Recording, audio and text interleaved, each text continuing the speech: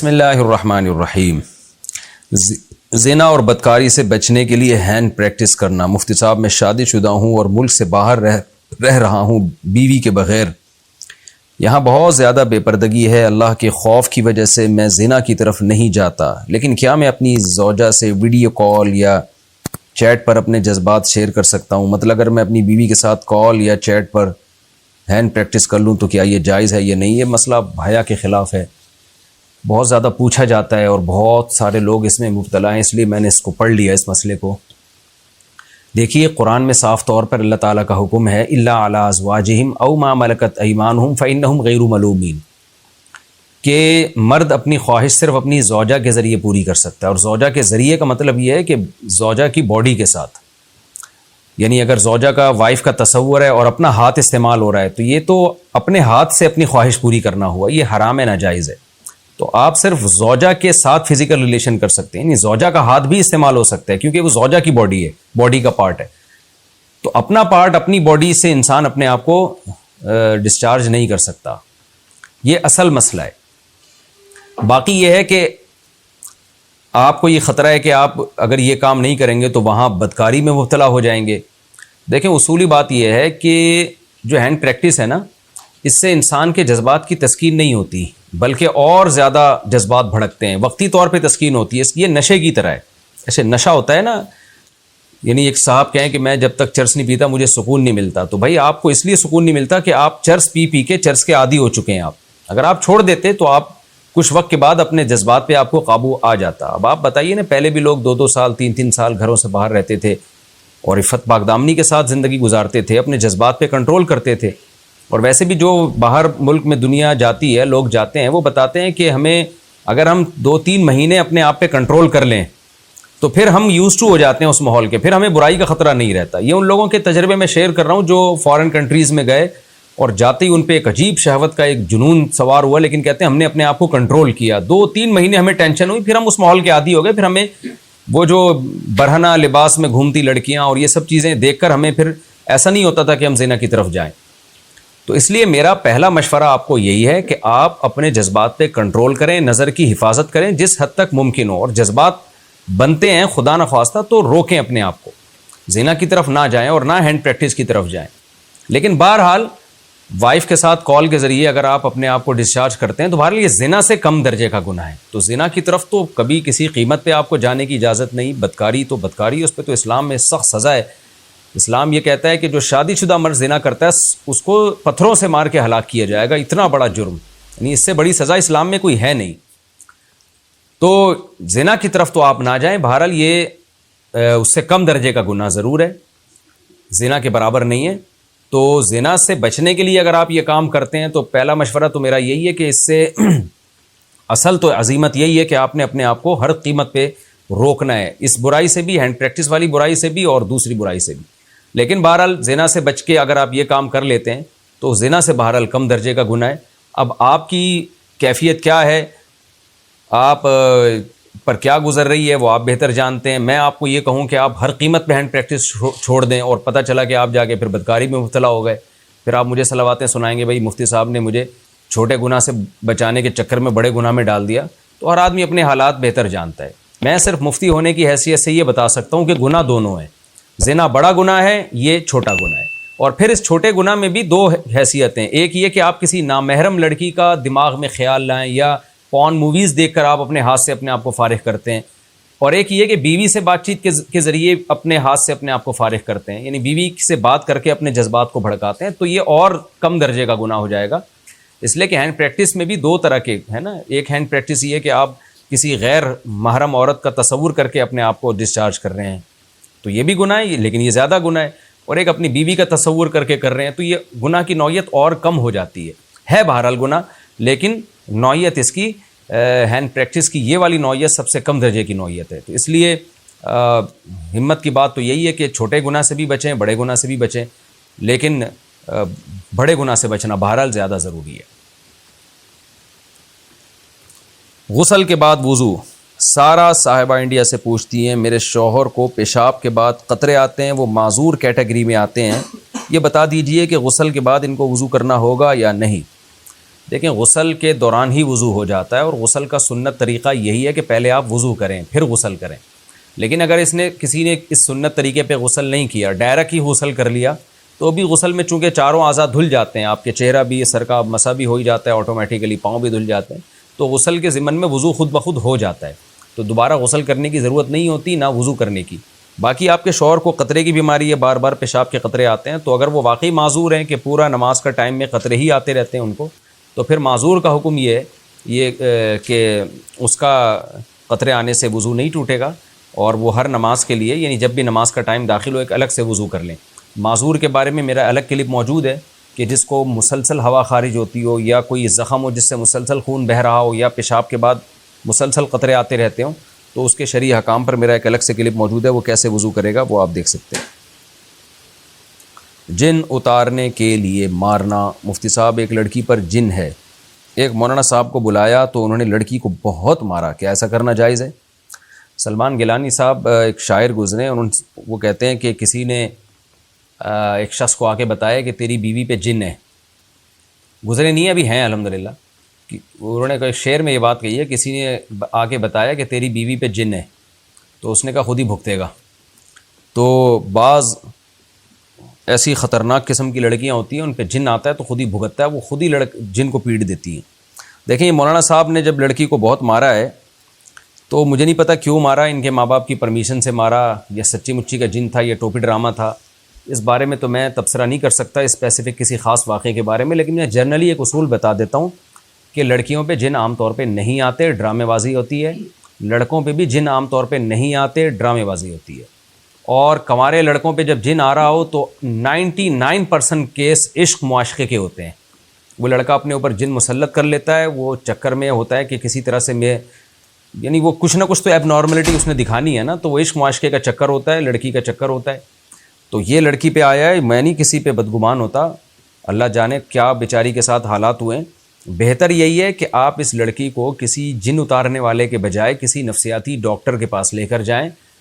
99.9% یہ نفسیاتی کیس ہوتے ہیں. ہزاروں میں کوئی ایک آدھ ہوتا ہے جو جن کا کیس ہوتا ہے، ہزاروں میں، بلکہ اگر یہ بھی میں نے لاکھوں میں کوئی ایک آدھ ہوتا ہے. 99.999% کیس یہ نفسیاتی کیسز ہوتے ہیں. اس کو جن چڑیل بھوت کے چکر میں اپنے بچوں کی زندگیاں برباد نہ کیا کریں. تو آپ چلے جائیں اس بچی کو لے کے، بجائے کسی جن اتارنے والے مولانا کے پاس، آپ اس بچی کو لے کے نفسیاتی ڈاکٹر کے پاس چلے جائیں. وہ جو میڈیسن ریکمینڈ کریں وہ دیں، اور کاؤنسلنگ بھی کرتے ہیں. بعض دفعہ یہ یعنی مشاہدوں کی بات بتا رہا ہوں میں، جن بھی نہیں ہوتا، وہ ڈرامے بھی چل رہے ہوتے ہیں. تو نفسیاتی ڈاکٹر، کوئی لیڈی ڈاکٹر ہو، وہ الگ لے جا کے پوچھے گی بیٹا مسئلہ بتاؤ تمہارے ساتھ کیا ہے، تو میں تمہارے راز کو فاش نہیں کروں گی، سچی مچی میں جو مسئلہ ہے مجھے بتا دو. تو وہ کنونس کرے گی انشاءاللہ، وہ بتا دے گی کہ کیا مسئلہ ہے اس کے ساتھ، جن ہے یا نہیں، کیا ہو رہا ہے اس کو، نفسیاتی پرابلم کیا ہے، کوئی معاشقہ ہو گیا ہے یا کوئی بیماری ہے، کوئی بعض دفعہ ڈپریشن ہوتی ہے، گھر میں ظلم ہو رہا ہوتا ہے بچوں کے ساتھ. بعض دفعہ بہت معذرت کے ساتھ یہ افسوس ہو رہا ہے، مائیں ظلم کر رہی ہوتی ہیں. اگرچہ ماں بچوں کی خیر خواہی ہوتی ہے، لیکن بعض مائیں بھی ظلم کر رہی ہوتی ہیں، ایسے ٹارچر کر رہی ہوتی ہیں اپنی بیٹیوں کو، بات بات پہ وہ بیٹیاں دماغی مریض بن جاتی ہیں. تو کیونکہ ان کو نہیں پتہ ہوتا کیا بات کس وقت کرنے کی ہے، تو ٹارچر کر کر کے بچیوں کو دماغی مریض بنا دیا ہوتا ہے. بعض دفعہ ساسوں نے بنا دیا ہوتا ہے، بعض دفعہ بہو نے ساس کو بنا دیا ہوتا ہے. یہ گھروں میں سب کچھ ہو رہا ہوتا ہے. تو نفسیاتی ڈاکٹر وہ سمجھ لیتی ہے کہ بھئی اس کا پرابلم ہے کیا، وہ اگلواتی ہے کہ آپ کی ٹینشن ہے کیا، تو اس ٹینشن کو ختم کرنے کی کوشش کی جائے. اس طرح سے عاملوں کے پاس لے جانا اور بچوں کو کٹوانا پٹوانا یہ ٹھیک عمل نہیں ہے. والدین کا بائیکاٹ 3 طلاقوں پر. میرے بہنوں نے میری بہن کو ایک مجلس میں 3 طلاقیں دے دی تھیں. بعد میں دونوں کی مرضی سے کسی جگہ سے فتویٰ لے لیا کہ مکمل طلاق نہیں ہوئی، بس ایک ہوئی ہے. میرے شوہر اور میں چونکہ جانتے ہیں کہ یہ بالکل غلط ہے، تو میرے شوہر نے مجھے میرے بہنوئی کی فیملی سے قطع تعلق کا کہا ہے. اب کیونکہ میرے والدین بھی طلاق نہ ہونے کے فتوے کے ساتھ ہیں، تو کیا ہم پر ضروری ہے کہ میرے والدین کا بھی بائیکاٹ کیا جائے؟ اس میں گنجائش ہے. والدین کا بائیکاٹ نہ کریں، لیکن بہنوئی کا بائیکاٹ کریں. ان کے گھر آنا جانا چھوڑ دیں، ان کو اپنے گھر انوائٹ کرنا چھوڑ دیں. ان سے بولیں کہ یہ حرام ریلیشن ہے آپ لوگوں کا، زنا پہ آپ لوگوں نے نکاح کا لیبل لگایا ہوا ہے. قرآن میں بھی 3 طلاقوں کو 3 کہا ہے، احادیث میں بھی صحابہ کا اجماع ہے اس مسئلے میں، چاروں اماموں کا اجماع ہے. یہ اہل حدیث حضرات نے ایک مسئلہ گڑھا ہے بہت بعد میں جا کے، اور اس کی کوئی شرعی دلیل نہیں ہے. اس لیے بہت سے اہل حدیث بھی اب اس کو غلط کہنے لگے ہیں کہ یہ 3 طلاقیں ہیں، وہ بھی کہتے ہیں کہ 3 ہی ہوتی ہیں. جن میں جو ان کے صحیح علماء ہیں نا، جن کو کچھ اللہ کا خوف ہے، ان کو اندازہ ہوا ہے کہ بھائی ہم نے کتنی بڑی غلطی کی ہے، تو الحمدللہ وہ بھی اب جو ہے اگرچہ تھوڑے ہیں لیکن اس کے قائل ہو گئے ہیں کہ تین ہی ہوتی ہیں. تو اس لیے آپ کو چاہیے کہ آپ ان سے بائیکاٹ کریں. قرآن میں جہاں بھی اللہ نے طلاق کے مسائل بیان کیے نا وہاں اللہ نے بتایا اللہ کی آیات کو مذاق مت بناؤ. والدین سے بائیکاٹ نہ کریں, بہنوں ہی سے کریں. پھر بھی اگر والدین آپ کو زبردستی کہتے ہیں کہ نہیں بہنوں ہی سے بائیکاٹ کرنا ہے تو والدین کی بات نہ مانیں آپ. تو لا طاعۃ لمخلوق فی معصیۃ الخالق, اللہ کی نافرمانی میں مخلوق کی اطاعت جائز نہیں ہے. ایجوکیشنل لون لینا. عادل سید انڈیا سے پوچھتے ہیں ہائر ایجوکیشن کر رہا ہوں تو کھانے کے خرچے کے لیے بینک سے ایجوکیشنل لون لے سکتا ہوں کیونکہ گھر میں پیسوں کی تنگی چل رہی ہے, برائے مہربانی وضاحت فرما دیں. دیکھیں ایجوکیشنل لون لیں گے تو سود کے ساتھ دینا پڑے گا, تو سودی لون لینا جائز نہیں ہے. اور ہائی ایجوکیشن کے لیے کوئی بھوک سے مر رہا ہو تو اللہ نے اجازت دی ہے کہ دونے والے کھا سکتا ہے, وہ حرام کے بھوک سے مر رہا ہو. تو ایجوکیشن تو ایک اضافی چیز ہے, اس کے لیے آپ کے لیے بینک سے لون لینے کی شرعاً اجازت نہیں ہے. احرام کی نیت کہاں سے کریں؟ مناہل عباسی جرمنی سے. میرا عمرہ کرنے کا ارادہ ہے اور میں پہلے جرمنی سے دمام جا رہی ہوں جہاں سے میری جدہ کے لیے کنیکٹنگ فلائٹ ہے. میں احرام کی نیت یورپ کی فلائٹ جو دمام جا رہی ہے اس میں کروں گی جب میقات آئے گا, یا دمام سے جدہ جاتے ہوئے؟ آپ دمام کی نیت سے اگر دمام جا رہی ہیں تو پھر آپ پر پہلے سے نیت ضروری نہیں ہے, دمام آپ اتر جائیں. ویسے بھی جہاں تک مجھے معلومات ہیں میقات دمام کے بعد ہی ہے. دمام تو بہت دور ہے سعودی عرب سے, تو میقات بھی میرا خیال ہے دمام سے پہلے نہیں آتا یورپ والوں کے لیے بھی, تو دمام کے بعد ہی میقات آتا ہے. تو آپ پھر بھی دمام کی نیت کریں, وہاں سے پھر آپ جب میقات سے آپ گزرنا شروع کریں تو آپ جو ہے وہ احرام کی نیت کر لیں. وراثت میں بھائیوں اور بھابھیوں کا حصہ. ایک مکان ہے جی, 3 بھائی ہیں, ایک بھائی کا انتقال ہو گیا, ان کے 2 بیٹے, ایک بیوی ہے. برائے مہربانی اس کا فتویٰ بتا دیں کہ کس کا حصہ بنتا ہے. 3 بھائیوں میں سے ایک کا انتقال ہو گیا, تو جس کا انتقال ہوا ہے دیکھیں اس کے 2 بیٹے ایک بیوی, تو اس کی ایک بیوی 2 بیٹوں کو ہی ملے گا. اگر اس کے والدین حیات ہیں تو والدین کو بھی ملے گا. والدین حیات نہیں ہیں تو پھر کیا کرنا ہے کہ وائف کو آپ دے دیں 12.5% اور جو بچے وہ اس کے دونوں بیٹوں کا ہے.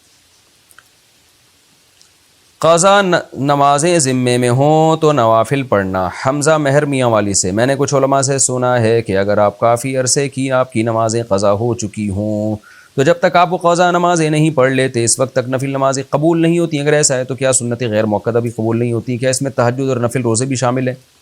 نہیں, ایسا کچھ بھی نہیں ہے. اگر قضا نمازیں باقی ہوں تو بھی آپ نفل پڑھ سکتے ہیں. تو اضافی نوافل نہ پڑھیں آپ, لیکن وہ نوافل جن کی حدیث میں تاکید ہے جیسے اشراق کے نوافل, تہجد کے نوافل, یہ والے نوافل بھی پڑھنے چاہیے. اور ساتھ ساتھ قضا بھی پڑھتے رہیں آپ.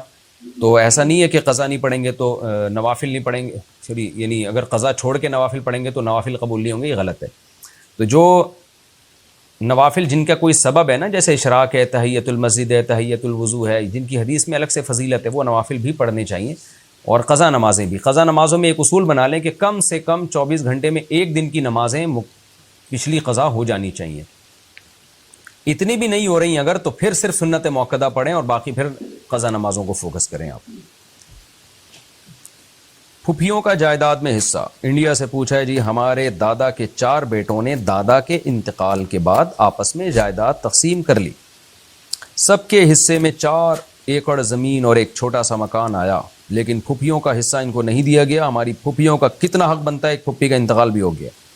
کبیرہ گناہ کا ارتکاب کیا بھائی انہوں نے. اگر پھپھیوں کو وراثت نہیں دی ہے, دادا کے انتقال کے بعد ان کے بیٹوں کا بھی حصہ ہے, بیٹیوں کا بھی حصہ. ہر بیٹی کا حصہ بیٹے کی نسبت آدھا ہے. تو جن کا انتقال ہو گیا دادا کے انتقال کے بعد اگر پھپھی کا انتقال ہوا ہے تو ان کا حصہ ان کے شوہر اور ان کے بچوں میں جائے گا, ان پھپھی کے بچوں میں. تو اللہ کے خوف سے ڈرنا چاہیے. قرآن تو بہت شدید وعیدیں سناتا ہے کسی کا مال ناحق کھانے پر, اور عورت کا مال کھانے پر تو اللہ نے الگ سے آیت نازل کیا ہے لا یحل لکم ان ترثوا النساء کرہا. اے ایمان والو تمہارے لیے حلال نہیں ہے کہ تم عورت کے مال کے وارث بن جاؤ. کیبل اور وائی فائی کا بزنس. بیرون ملک سے کسی نے پوچھا ہے جی بھائی جو لوگ بھی مسائل پوچھتے ہیں اپنا نام بتا دیا کریں, اس میں کوئی حرج نہیں ہے میرا خیال ہے. Cable T V wi fi کا بزنس کرنا کیسا ہے؟ دیکھیں ٹی وی کا بہت غلط استعمال بھی ہے, صحیح استعمال بھی ہے. وائی فائی تو ایک انٹرنیٹ کے لیے آپ کنیکشن لیتے ہیں, تو انٹرنیٹ کا صحیح استعمال بھی ہے, غلط استعمال بھی ہے. شریعت میں اصول یہی ہے کہ ایک چیز کا صحیح استعمال بھی ہو، غلط استعمال بھی ہو، اور جو استعمال کرنے والا وہ مکمل اپنے اختیار سے اگر اس کو غلط استعمال کرتا ہے تو استعمال کرنے والے کو گناہ ملے گا. مثال دیتا ہوں نا میں، آپ نے چاقو کی ایک دکان کھول لی، چھری چاقو کی. اب چھری چاقو سے لوگ قتل بھی کرتے ہیں اور جانور بھی ذبح کرتے ہیں.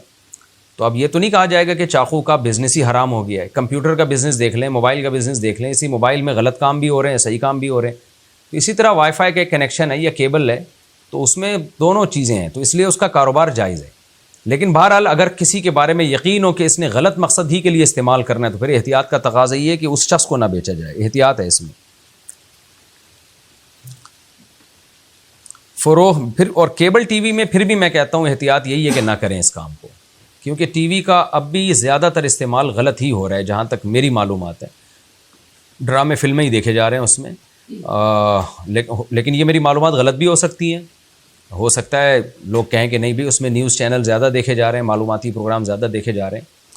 تو میں تو ایز اے مفتی بس یہ بتا سکتا ہوں کہ کسی چیز کا گناہ ہی میں استعمال ہوتا ہو، جائز استعمال ہی نہ ہو، تو پھر تو اس کا استعمال، اس کا خرید و فروخت ناجائز ہے. لیکن اگر اس کے دونوں استعمال ہیں تو اس کی خرید و فروخت پھر جائز ہے، اور اس کو رینٹ پہ دینا اور یہ سب چیزیں جائز ہیں. احتیاط، بہرحال احتیاط ہے. فروخت سے پہلے کاروباری مال پر زکوٰۃ. موسیٰ خان انگلینڈ سے پوچھتے ہیں اگر ہمارے پاس 1 کروڑ کا کاروباری مال پڑا ہوا ہے، کہاں پڑا ہوا ہے موسیٰ خان، ذرا مجھے بتانا، اور اس پر پروفٹ 30 لاکھ کا ہو مگر ابھی وہ سامان ہم نے فروخت نہیں کیا ہو، ابھی فروخت بھی نہیں پڑا ہوا ہے. بھائی دیکھو یار، گوگل میپ سے تلاش کرو کہاں ہے بندہ. تو کیا ہم پر 1 کروڑ کے مال کی زکوٰۃ دیں گے یا 1 کروڑ 30 لاکھ کی زکوٰۃ دیں گے؟ جناب اگر وہ مال جو پڑا ہوا ہے نا آپ کا، جب زکوٰۃ کی تاریخ آتی ہے، اس کی وہ پرائس جس پہ آپ نے بیچنا ہے، جس پرائس پہ آپ، جیسے ریٹیل پہ آپ بیچتے ہوں گے نا اس کو، تو جس پرائس پہ آپ بیچتے ہیں اس پرائس پہ آپ کو زکوٰۃ دینی پڑے گی. مال 1 کروڑ کا خریدا تھا، لیکن ابھی اس کے پرائس جو آپ نے بیچنے والے پرائس ہیں 1 کروڑ 30 لاکھ کے ہیں، تو آپ کو 1 کروڑ 30 لاکھ کی زکوٰۃ دینی پڑے گی. امی کے چچا ماموں سے پردہ. وجیہہ عمران کراچی سے پوچھتی ہیں میں الحمدللہ شرعی پردہ کرتی ہوں، پوچھنا یہ ہے کہ میری امی کے ماموں اور چچا میرے محرم ہیں یا نامحرم؟ دیکھیں، امی کے سگے ماموں، امی کے سگے چچا محرم میں داخل ہیں. جیسے اپنے چچا محرم تو امی کے چچا بھی محرم، اور امی کے ماموں بھی آپ ہی کے ماموں ہوں گے. وہ جنازے میں شرکت کی شرط پر طلاق. میرے انکل نے ایک شرط رکھ کر اپنی بیوی کو طلاق دی ہے کہ اگر میں اپنے بھائی کے جنازے پر جاؤں تو میری بیوی کو طلاق. اس بارے میں رہنمائی فرمائیں. اللہ ہدایت دے آپ کے انکل کو. طلاقوں کو اس طرح مذاق بنانا ایک بہت بڑا جرم ہے، یہ غلط حرکت ہے، یہ بچکانہ حرکت ہے، اور یعنی تباہ، اپنے گھروں کو تباہ کرنے کا ذریعہ ہے. تو یہ الفاظ ان کو نہیں استعمال کرنے چاہیے. بہرحال اب کر لی ہیں تو آپ کو چاہیے کہ آپ اپنے بھائی کے، ان کو چاہیے کہ اپنے بھائی کے جنازے پر فی الحال نہ جائیں تاکہ بیوی کو طلاق نہ ہو. اگر چلے گئے تو طلاق ہو جائے گی. لیکن یہ بہت ہی بری حرکت کی ہے انہوں نے. ویسے نہ جاتے، بائیکاٹ کرنا ہوتا تو اور 20 طریقے ہیں بائیکاٹ. ہومو سیکشولیٹی کی عادت. اگر کسی کو ہومو سیکشولیٹی کی عادت پڑ جائے تو کیا کرنا چاہیے؟ میں 18 سال کا ہوں اور پچھلے 3 سال سے میں اپنے ماں باپ کو کہہ رہا تھا کہ میرا نکاح کروا دیں، مجھے گناہ کا خیال آ رہا ہے، انہوں نے منع کر دیا. پہلے میں نے فوج فلمیں دیکھیں، پھر ہینڈ پریکٹس کی، اور پھر ہومو سیکشولیٹی والی فوج فلمیں دیکھنا شروع کر دی. اب میں اس میں پڑ چکا ہوں، لیکن میرا ابھی تک فزیکل ریلیشن نہیں ہوا. دیکھو اللہ نے آپ کو بچایا، خدا کے بندے اپنی جان پہ رحم کھاؤ. یہ ہومو سیکشولیٹی میں ایک دفعہ پڑ گئے نا، بڈھے ہو کے بھی نہیں چھوٹتی یہ بیماری. اتنا ذلیل ہو جاتا ہے انسان، جانوروں سے بدتر ذلیل، ذلت والی زندگی گزارتا ہے. تو خدا کے لیے میں آپ سے کہتا ہوں کہ آپ اس چیز کے قریب بھی نہ پھٹکیں، بہت زیادہ احتیاط کریں. یہ جرم کی لت پڑ جائے نا، عذاب ہے یہ. لوط علیہ السلام کی قوم کو لوط علیہ السلام نے سمجھایا تھا نا کہ تم نکاح کرو، وہ کہتے تھے ہمیں نکاح میں رغبت ہی نہیں ہے. پوری قوم کو اللہ نے اٹھا کے تباہ و برباد کر دیا، نیست و نابود کر دیا، مگر قوم کی عقل کام نہیں کی. اتنا گندی بیماری ہے یہ. تو آپ کے ماں باپ کو بھی چاہیے کہ آپ کی نکاح کا بندوبست کریں. نہیں ہوتا بیٹا، آپ کماؤ، کچھ کرو اور پھر نکاح کرو. اپنا کچھ جاب تلاش کرو اس نیت سے، یا کوئی کاروبار کرو، فری لانسنگ وغیرہ کا کوئی کام کر لو تاکہ میں کچھ پیسے کماؤں اور میں نکاح کروں. تو خدا کے لیے اپنے آپ کو اس لعنت سے بچائیں. اس کا صرف آخرت میں عذاب نہیں آتا، دنیا میں بھی عذاب آتا ہے اس کا. یہ اتنی گندی بیماری ہے. تو میں تو یہی کہوں گا، اور تبلیغ میں وقت لگائیں، 4 مہینے لگائیں، اور کسی کی باڈی کو اپنی باڈی سے ٹچ نہ ہونے دیں کبھی بھی، اور کسی سے ہاتھ کا مذاق نہ کریں. کوئی آتا ہے آپ کو پیار کرنے کی کوشش کرتا ہے، آپ بولو اس کو، بدتمیزی کریں اس کے ساتھ، بولے بھائی اپنے جسم کو دور رکھو، یہ غیر اخلاقی حرکت ہے کسی کی باڈی سے اپنی باڈی کو مس کرنا، اس بارے میں بد اخلاقی کا مظاہرہ کرنا پڑے گا، اور نہ خود کسی سے سوائے مصافحہ، ہاتھ ملانے کے علاوہ کسی سے آپ کی باڈی ٹچ نہیں ہونی چاہیے۔ تو یہ احتیاطوں پر آپ عمل کریں، اور اپنے اور خدا نخواستہ فحش فلم کبھی دیکھ لیتے ہیں، اللہ ہم سب کو اس عذاب سے بچائے، تو اپنے آپ پہ جرمانہ رکھیں، کوئی روزہ رکھیں یا کچھ جرمانہ دے کے اپنے آپ کو سزا دیں۔ اور میں نے بتایا تبلیغ بہترین راستہ ہے، 4 مہینے تبلیغ میں آپ لگائیں گے تو انشاءاللہ بہت ساری برائیوں سے آپ کی جان چھوٹ جائے گی، اور ساتھ ساتھ آپ نکاح کی بندوبست کریں، جتنا جلدی نکاح کر لیں گے زندگی بھر کے لیے اس عذاب سے محفوظ ہو جائیں گے۔ انسان کے جذبات جو ہے پھر غلط چیزوں کی طرف جاتے ہی نہیں ہیں جب وہ حلال کی طرف آ جاتا ہے۔ تو آپ اس نیت سے کمانا شروع کریں، کوئی بزنس کریں اپنا، تاکہ میں جلد سے جلد نکاح کر سکوں۔ جب آپ کی ارننگ ہو جائے تو پھر ماں باپ اگر منع بھی کرتے ہیں تو شرعاً ماں باپ کی بات ماننا پر لازم نہیں ہے، پھر آپ کی ارننگ ہے، آپ بولیں بھائی میں جب کما رہا ہوں، میں اپنے خرچے پہ نکاح کر رہا ہوں، تو کون روک سکتا ہے بھائی پھر مجھے نکاح سے؟ پھر اللہ اس کے رسول صلی اللہ علیہ وسلم کی ترغیبات ہیں۔ میں بھی دعا کرتا ہوں اللہ آپ کے جلد سے جلد نکاح کا انتظام کرے۔ قہقہا لگانے سے وضو کا حکم۔ فہد رشید مورو، مفتی صاحب اگر نماز میں نہ ہو تو کیا قہقہا لگانے سے وضو ٹوٹ جائے گا؟ نہیں جی، نماز سے باہر قہقہا لگانے سے وضو نہیں ٹوٹتا، نماز کے اندر اگر آپ قہقہا لگائیں گے تو وضو ٹوٹ جائے گا۔ طلاق کو مشروط کرنا۔ محمد اسحاق انڈیا سے پوچھتے ہیں میرے اور میرے وائف کے بیچ غصے کی سمسیا ہے۔ سمسیا کیا ہوتا ہے بھائی؟ مسئلہ ہے۔ اس لیے میں نے اپنی وائف کو کہا ہے کہ اگر میں کبھی تم کو طلاق دینا چاہوں تو وہ طلاق تب تک گنتی نہیں ہوگی جب تک میں تم کو کورٹ کے ذریعے طلاق نہ دوں۔ اب اگر میں نے اسے زبان سے طلاق دی تو کیا وہ گنتی ہوگی؟ اور اگر میں اسے کہوں کہ میں پچھلے ایگریمنٹ کو واپس لیتا ہوں اور انہیں طلاق دے دوں تو کیا ہوگا؟ پچھلے ایگریمنٹ کو واپس لیں یا نہ لیں، جب بھی طلاق دیں گے تو طلاق ہو جائے گی۔ یہ جو آپ نے یہ الفاظ کہے نا کہ میں اگر تمہیں طلاق دوں تو وہ اس وقت تک گنتی نہیں ہوگی جب تک تم کورٹ سے طلاق نہ لو، ان الفاظ کی کوئی حیثیت نہیں ہے شریعت میں۔ آپ جب بھی طلاق دیں گے وہ ہو جائے گی، چاہے کورٹ سے دیں یا نہ دیں۔ لکڑی کی چیز پر نماز پڑھنا۔ ارم بشرا صاحبہ انڈیا سے پوچھتی ہیں لکڑی کی چیز پر نماز پڑھی جا سکتی ہے؟ ہمارے یہاں بہت سے لوگ منع کرتے ہیں، غلط کرتے ہیں، جہاں چاہے نماز پڑھیں بھائی، لکڑی ہو، لوہا ہو، پتھر ہو، مٹی ہو، سب جگہ ہو سکتی ہے۔ اللہ مسلمانوں پر ظلم کیوں نہیں روک رہا؟ فضل امام صاحب بہار سے پوچھتے ہیں میرا سوال یہ ہے کہ جو کچھ مسجد اقصی میں ہو رہا ہے وہ سب اللہ کیوں نہیں روک رہا؟ اللہ چاہے تو روک سکتا ہے، پھر کیوں نہیں روک رہا؟ دیکھیں اللہ چاہے تو سب کچھ کر سکتا ہے، اللہ چاہے تو پوری دنیا میں اسلام قائم کر دے اور ساری مسجدیں مسلمانوں کے یعنی ساری عبادت گاہیں مسلمانوں کے پاس آ جائیں اور دنیا میں امن ہو جائے، دنیا سے ظلم کا خاتمہ ہو جائے، سب نیک شریف شرفا بن جائیں، شراب ختم ہو جائے، زنا ختم ہو جائے، چاہے تو سب کچھ کر سکتا ہے، لیکن دنیا دارالعمل ہے نا، دارالعمل، دارالامتحان ہے۔ ایگزامینیشن ہال میں جو پیپر حل کرے گا وہ بھی ہے، اس کو بھی رکھا جائے گا، جو نہیں کرے ظلم کرے اس کو بھی رکھا جائے گا۔ دنیا کے اصول کچھ اور ہیں، یہ دارالجزا نہیں ہے، دارالعمل ہے، اصل آخرت دارالجزا ہے۔ تو اللہ ظالم کو دنیا میں پنپنے بھی دیتا ہے، اور جو ہے جو مظلوم بعض دفعہ ظلم کا شکار ہو جاتا ہے تو وَلَا تَحْسَبَنَّ اللَّهَ غَافِلًا عَمَّا يَعْمَلُ الظَّالِمُونَ، اللہ فرماتے ہیں اللہ کو ظالموں سے غافل مت سمجھو، إِنَّمَا يُؤَخِّرُهُمْ لِيَوْمٍ تَشْخَصُ فِيهِ الْأَبْصَارُ، اللہ ان کو مہلت دے رہا ہے کہ ایسے دن کے لیے جس دن آنکھیں پھٹی کی پھٹی رہ جائیں گی، وہ حساب و کتاب کا دن ہے۔ تو اللہ غافل نہیں ہے، سب کچھ دیکھ رہا ہے۔ اور یہ جو فلسطین میں جو کچھ ہو رہا ہے تو ہم مسلمانوں کا بھی تو قصور ہے نا اس میں، کہ کیوں متحد نہیں ہوتے اور کیوں ایک دوسرے کی ٹانگیں کھینچنے میں لگے رہتے ہیں۔ تو ہم اپنے اپنے مفادات میں لگے ہوئے ہیں۔ تو قرآن یہ بھی تو کہتا ہے ان اللہ لا یغیر ما بقوم حتی یغیروا ما بانفسہم، اللہ نے اس قوم کی کبھی حالت نہیں بدلی جو خود اپنے آپ کو قوم خود بدلنا نہ چاہتی ہو۔ تو ہم اپنے اعمال کی طرف بھی نظر کریں اور اپنے اعمال کو بھی دیکھیں۔ تو بہرحال دنیا جو ہے یہ دارالعمل ہے، دارالجزا نہیں ہے۔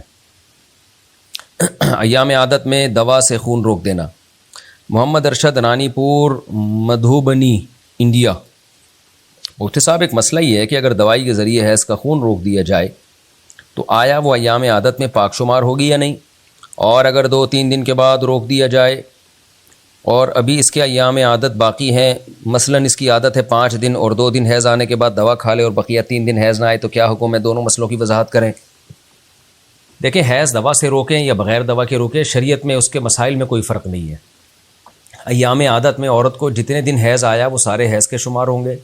اگر رک گیا 1-2 دن کے بعد، تو رکنے کے بعد اگر دیکھا جائے گا کہ 10 دن کے اندر اندر دوبارہ آ جاتا ہے تو اس کا مطلب وہ پورا کنٹینیو حیض ہی ہے۔ اور اگر نہیں آتا، 10 دن کے بعد حیض آتا ہے، تو پھر دیکھا جائے گا پچھلے مہینے کتنے دن خون آیا تھا، وہ دن ایام حیض کے شمار ہوں گے، باقی استحاضہ کے شمار ہوں گے۔ تو سمپلی وہی حکم ہے جو نارمل حیض والی عورت کا حکم ہے۔ حیض کم سے کم 3 دن سے کم میں جو آ کے رک جائے اور 10 دن تک نہ آئے وہ حیض نہیں ہے، اور جو 10 دن سے زیادہ آئے وہ بھی حیض نہیں ہے۔ تو اس میں دیکھا جائے گا پچھلے مہینے کتنے دن خون آیا تھا، تو چاہے وہ دوائی سے روکیں یا آٹومیٹیکلی رک جائے، اس سے کوئی فرق نہیں پڑتا۔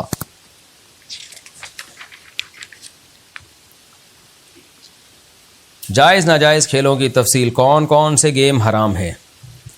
دیکھیے رسول اللہ صلی اللہ علیہ وسلم کی صحیح حدیث ہے، کل لہو باطل الا ثلاث، ہر کھیل باطل ہے، ہر لہو باطل ہے، یعنی غلط ہے، سوائے 3 کھیلوں کے: زوجہ کے ساتھ دل لگی کرنا، گھڑ سواری کرنا اور تیر اندازی کرنا۔ یہ آپ صلی اللہ علیہ وسلم نے 3 کھیل مستثنی قرار دیے۔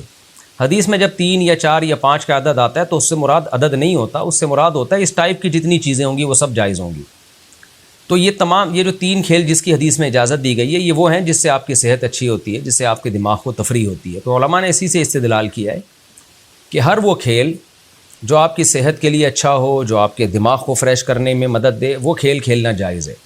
اور ہر وہ کھیل جو سوائے ٹائم ویسٹنگ کے کچھ بھی نہیں ہے، وہ ناجائز تو نہیں ہے، لیکن وہ یعنی گناہ کا بہرحال ذریعہ ہے۔ وہ ناجائز تو نہیں کہیں گے کیونکہ مباح ہے، ناجائز ہونے کی دلیل نہیں، لیکن لغویات میں آتا ہے اور شریعت لغویات کو پسند نہیں کرتی۔ اور تیسرے درجے میں وہ کھیل ہیں جو صرف یہ نہیں کہ آپ کو فریش نہیں کرتے بلکہ الٹا آپ کے دماغ کو تھکاتے ہیں لا یعنی چیز میں، وہ ناجائز ہے۔ تو 3 درجات ہو گئے کھیلوں کے۔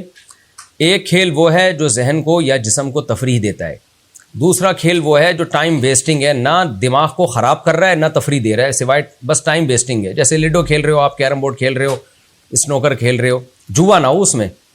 تو یہ کھیل نہ دماغ کو آپ کو سکون دے رہے ہیں نہ دماغ کو تھکا رہے ہیں، بس وہی ٹائم ویسٹ ہو رہا ہے آپ کو ایک دلچسپی ایک چیز میں۔ تو نہ یہ حلال ہے نہ یہ ثواب ہے نہ یہ گناہ ہے، مباح چیزیں ہیں یہ۔ لیکن جو اللہ نے اہل جنت کی علامتیں بتائی ہیں نا قرآن میں، ان علامتوں میں یہ ہے کہ وہ فضول کاموں سے بچتے ہیں۔ تیسرے وہ کھیل ہیں جو آپ کے دماغ کو غیر ضروری تھکاتے ہیں۔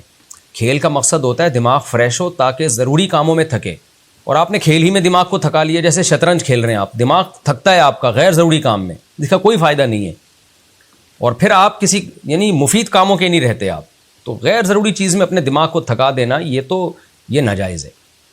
ہاں شطرنج کوئی فوج میں آفیسر ہو اس کے لیے کھیلنا تاکہ وہ دشمن کی جنگی چالوں کو سمجھ سکے، یعنی اس کا کوئی فائدہ ہو تو پھر تو وہ بھی ٹھیک ہے، لیکن نارمل ایک عام آدمی کے لیے شطرنج کھیلنا بھی جائز نہیں۔ تو یہ 3 قسم کے کھیل میں نے بتایا، آپ آئندہ یعنی جب بھی دیکھیں تو اسی معیار پہ پرکھیں آپ، اور 2 قسم کے کھیلوں سے اجتناب کریں۔ وہ کھیل جس میں دماغ کو غیر ضروری تھکایا جا رہا ہے وہ بالکل ناجائز ہیں۔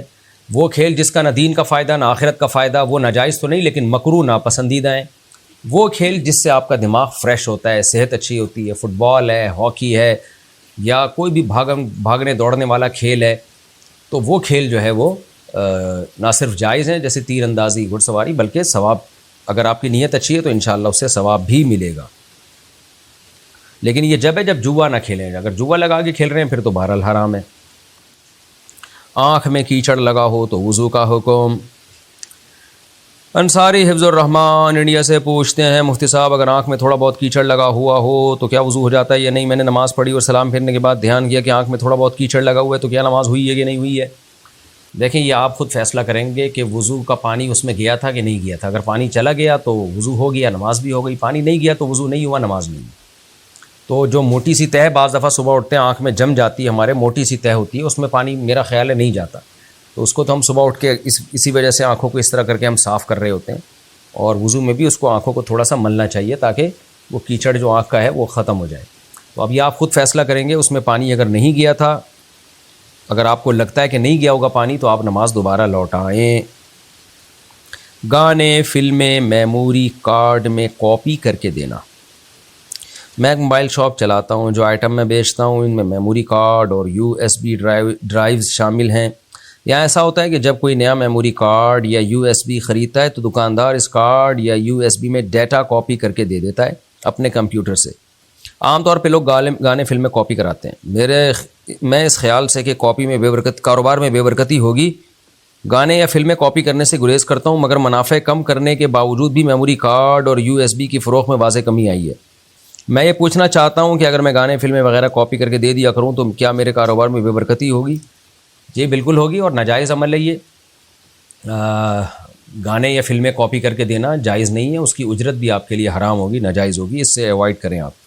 باقی دین کے لیے کچھ قربانی تو دینی پڑتی ہے نا، اللہ کے لیے کچھ نہ کچھ قربانی دینی پڑتی ہے۔ دوران سجدہ پاؤں کا اٹھ جانا۔ مزمل شیخ کانپور سے پوچھتے ہیں انڈیا سے، نماز میں سجدے کے دوران اگر ہمارے پاؤں زمین سے اٹھ جائیں تو کیا ہماری نماز نہیں ہوگی؟ میں نے کئی لوگوں سے سنا ہے کہ نماز نہیں ہوتی۔ نہیں، یہ غلط سنا ہے آپ نے۔ اگر تھوڑی دیر کے لیے بھی انگوٹھا زمین پہ ٹک جائے تو فرض ادا ہو جاتا ہے، باقی یہ غلط ہے، گناہ کی بات ہے۔ سنت مؤکدہ یہی ہے کہ دونوں پاؤں کو آپ انگوٹھوں کو قبلے کی طرف رخ کر کے ٹکا کے رکھیں۔ تو اگر یہ سنت مؤکدہ ہے، اس پر عمل نہیں کرتے تو گناہ ہوگا آپ کو۔ اگر یعنی آپ دونوں پاؤں کو نہیں ٹکاتے سجدے میں اور اٹھا کے رکھتے تو گناہ ہوگا۔ البتہ اگر دونوں پاؤں سجدے میں مکمل اٹھے رہیں، ایک سیکنڈ کے لیے بھی ایک پاؤں بھی زمین پہ نہ لگے، پھر سجدہ آپ کا نہیں ہوگا، کیونکہ سجدہ 7 اعضاء پر ہوتا ہے۔ آخری فیصلہ کے الفاظ سے طلاق ہے۔ ایک بہن امریکہ سے پوچھتی ہیں، ایک آدمی نے لکھ کر اپنی بیوی کو ایک طلاق دی اور اپنے رشتہ داروں سے کہا کہ میں نے اپنی بیوی کو طلاق دے دی اور اب وہ میری بیوی نہیں ہے۔ پھر بیوی اور بیوی کے رشتہ داروں سے کہا کہ میں نے جو طلاق دی ہے وہ میرا آخری فیصلہ ہے۔ تو یہ کون سی قسم کی طلاق ہوگی؟ دیکھیں، آخری فیصلے سے تو کچھ نہیں ہوتا، وہ فیصلہ کیا کیا انہوں نے۔ طلاق اگر صریح لفظوں میں لکھ کے دی ہے کہ میری بیوی کو طلاق، تو ایک دی ہے تو ایک طلاق رجعی ہوگی، 2 دی ہیں تو 2 طلاقیں، 3 دی ہیں تو 3 ہیں۔ کنایا کے الفاظ استعمال کیے ہیں تو وہ الفاظ کیا ہیں وہ آپ ہمیں بتائیں، اس کے بعد فیصلہ ہوگا کہ الفاظ لکھ کے کیا دیے۔ تو کم سے کم تو ایک تو ہو ہی گئی ہے جو رجعی ہوتی ہے، باقی ڈیٹیل جاننے پر پتہ چلے گا۔ مرحوم رشتہ دار کا قرض کیسے اتاریں؟ اگر ہمارے پریوار میں کسی کا انتقال ہو جائے، انڈیا سے پوچھا بھائی پریوار رشتہ دار خاندان، ہمارے پریوار میں، مجھے بھی چلو ہندی سیکھنے کا موقع مل رہا ہے، اگر ہمارے پریوار میں کسی چمتکار ہو گئی ہے، چمتکار کہ ہندی سیکھنے کا موقع مل رہا ہے مجھے، ہمارے پریوار میں کسی کا انتقال ہو جائے اور اس کے اوپر قرض ہو اور ہمیں نہ پتہ ہو تو کیا کرنا چاہیے؟ جب پتہ ہی نہیں ہے تو کیا کریں گے میرے بھائی آپ؟ اگر قرض والا مانگنے آ جائے اور ثبوت پیش کر دے کہ واقعی میت نے میرا قرض لیا ہے، ثبوت پیش کر دے، تو پھر میت کی وراثت میں سے وہ قرض ادا کیا جائے گا، اپنے پیسوں سے ادا نہیں کرنا ضروری نہیں ہے۔ میت نے وراثت چھوڑی ہے تو اس میں سے دے دیں، ورنہ نہیں، ورنہ دینا چاہیں تو فی سبیل اللہ دے دیں، لیکن لازم نہیں ہے۔ گالی دینے کی عادت۔ مفتی صاحب، میں جتنی بھی کوشش کروں لیکن میرے منہ سے ہر وقت گالی نکلتی اور پھر زبان سے استغفر اللہ کہتا ہوں، مگر پھر بھی گالی کی عادت نہیں جاتی، میں کیا کروں؟ بھائی جب بھی گالی نکلے 100 روپے صدقہ کر دیں، جب بھی، اگر بہت زیادہ غریب ہیں تو 50 کر دیں، اور بہت مالدار ہیں تو 5000 روپے صدقہ کر دیں۔ کچھ صدقہ اپنے اوپر لازم کر لیں کہ جب بھی گالی نکلے گی اتنے پیسے صدقہ کروں گا، تو انشاءاللہ ختم ہو جائے گی گالی۔ پھر کوئی گالی دے رہا ہوگا تو آپ اس کو رکھ کے تھپڑ لگائیں گے، تو میرے پیسے نکلوانا چاہ رہا ہے۔ دوران وضو سلام کلام۔ سہیل انصاری انڈیا سے، مفتی صاحب وضو کے درمیان سلام کا جواب دے سکتے ہیں، سلام کر سکتے ہیں، بات کر سکتے ہیں۔ وضو کے درمیان باتیں کرنا مکروہ ناپسندیدہ عمل ہے، باقی سلام کر سکتے ہیں، کوئی حرج نہیں ہے۔ کفریہ جملوں کی توبہ۔ اسامہ صاحب کراچی سے پوچھتے ہیں، میرا سوال یہ ہے کہ اگر کسی نے بہت سارے کفریہ جملے کہے ہوں تو وہ کس طرح توبہ کرے گا؟ ہر جملے پر الگ الگ توبہ کرے گا، سب کی ایک ساتھ توبہ کر لے سب کی؟ پتہ نہیں کیسے کفریہ جملے زبان سے نکال دیتے ہیں بھائی، اللہ کا غضب سے ڈرتے نہیں ہیں یار۔ تو ایک ہی دفعہ میں سب کی توبہ کرے اور آئندہ زبان کو کنٹرول کرے۔ کپڑے پاک کرنے کا طریقہ بتا دیں۔ ایک بہن UAE سے پوچھتی ہیں، مجھے کپڑوں کو پاک کرنے کا طریقہ بتا دیں۔ دیکھیں، کپڑے پر نجاست لگی ہوئی ہے، جہاں اس جگہ کو آپ نلکے کے نیچے رکھ کے اچھی طرح رگڑ کے دھو لیں، رگڑ لیں خوب اچھی طرح سے، صابن لگانا ضروری نہیں ہے، لگا دیں تو اور اچھی بات ہے۔ خوب اچھی طرح رگڑیں اس کو اور اس کو خوب اچھی طرح نچوڑ دیں۔ نلکا چونکہ بہتا ہوا پانی ہوتا ہے تو اس میں 3 دفعہ بہانا ضروری نہیں ہے، تھوڑی دیر اچھی طرح بہا دیں تو پاک ہو جائے گا۔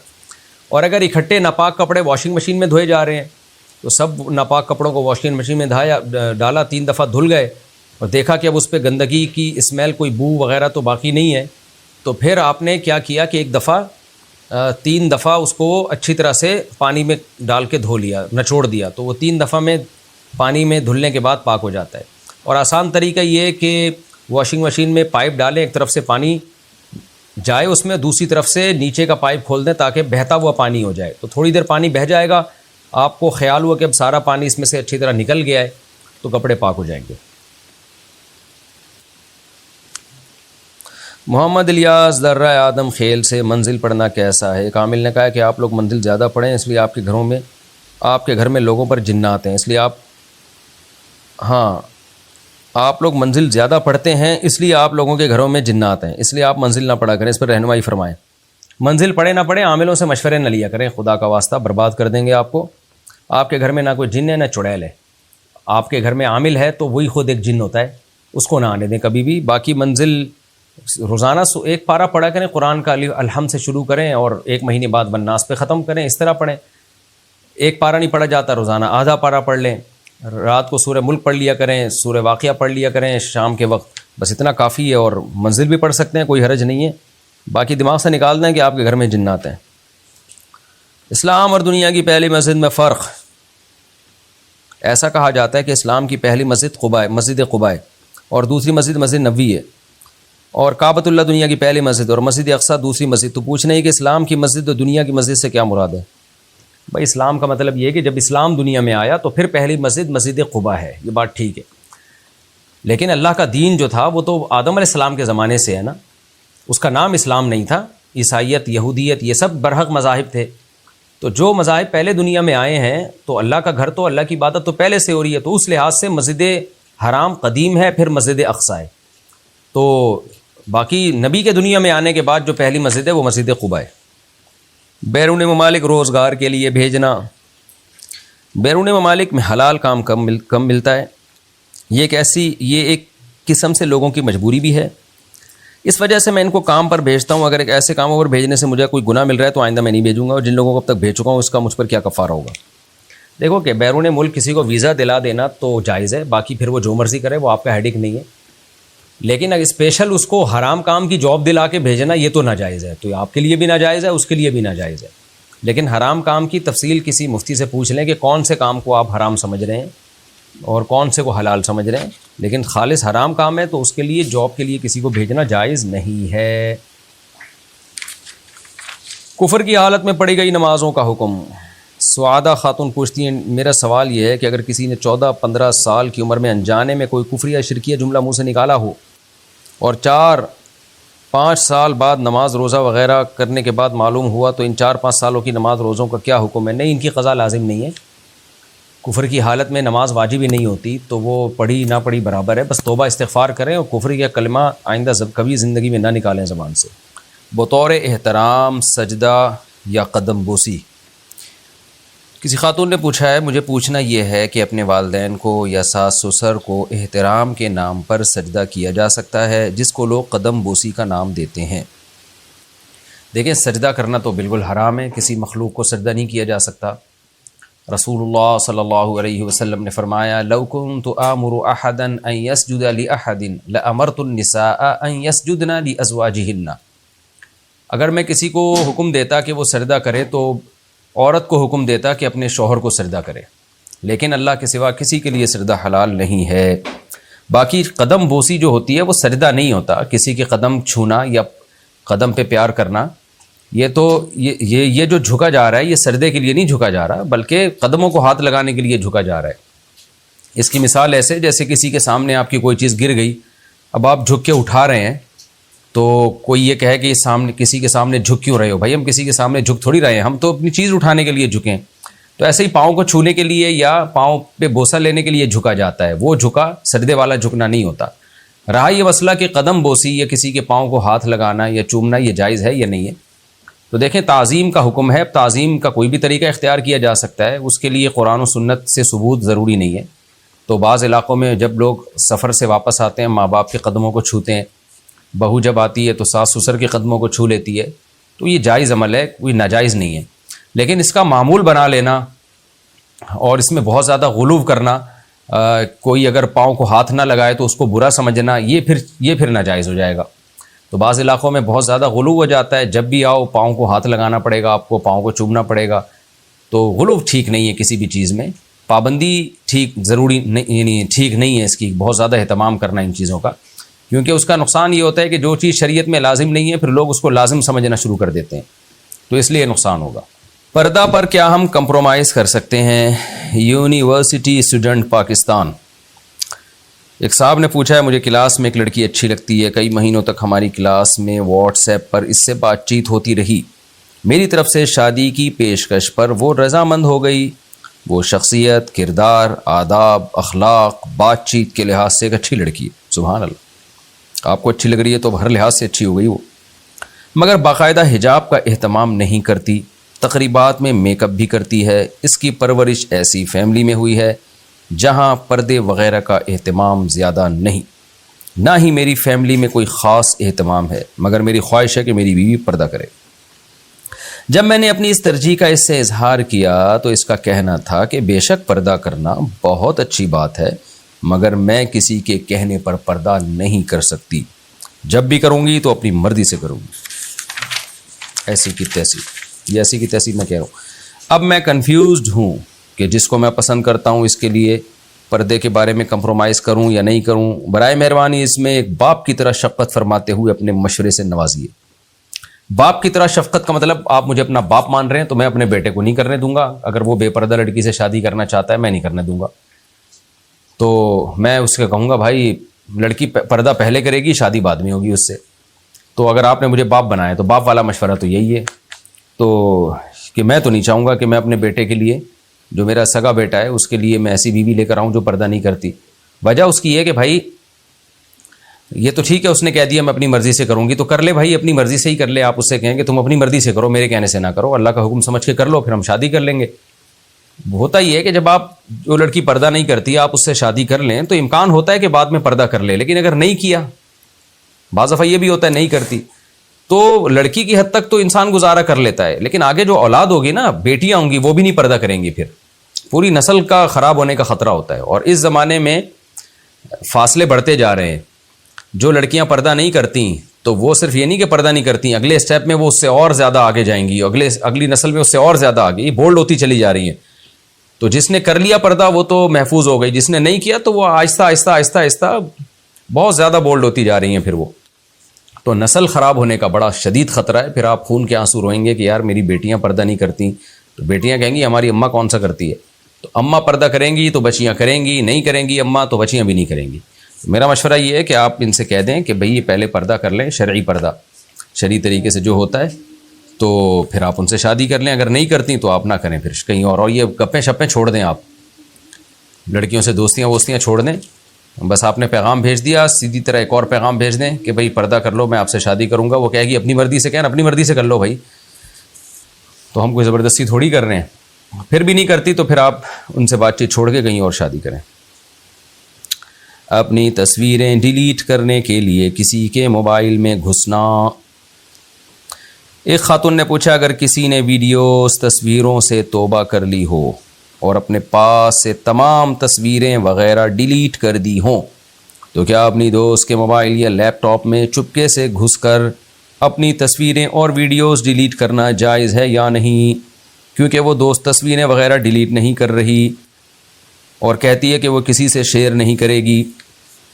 آپ گھس سکتی ہیں کیونکہ یہ تصویریں آپ کی ہیں، تو آپ اگر ان کو ڈیلیٹ کرنا چاہتی ہیں تو شریعت میں بھی حکم یہ ہے جب کوئی شخص چاہتا ہے کہ میری تصویر نہ وائرل ہو تو کسی دوسرے کو حق نہیں ہے کہ وہ اس کی تصویر کو محفوظ کرے، تو اگر وہ شرافت سے ڈیلیٹ کر دیں ٹھیک ہے، نہیں کرتے تو آپ ان کے موبائل میں گھس کے اپنی تصویریں ڈیلیٹ کر دیں، اس میں انشاءاللہ کوئی گناہ نہیں ہوگا، لیکن صرف اپنی تصویریں ہی ڈیلیٹ کریں، ایسا نہ ان کے موبائل کے سارے میسیجز پڑھنا شروع کر دیے، واٹس ایپ میں گھس کے کون کیا میسیج بھیج رہا ہے، کس سے کیا کیا باتیں ہو رہی ہیں، یہ پھر پرائیویسی میں دخل اندازی ہے، یہ حرام ناجائز ہے۔ صرف آپ جائیں اپنی تصویریں ڈیلیٹ کریں، ریسائیکل بن سے بھی اڑا دیں، تو ایسا کر لیں۔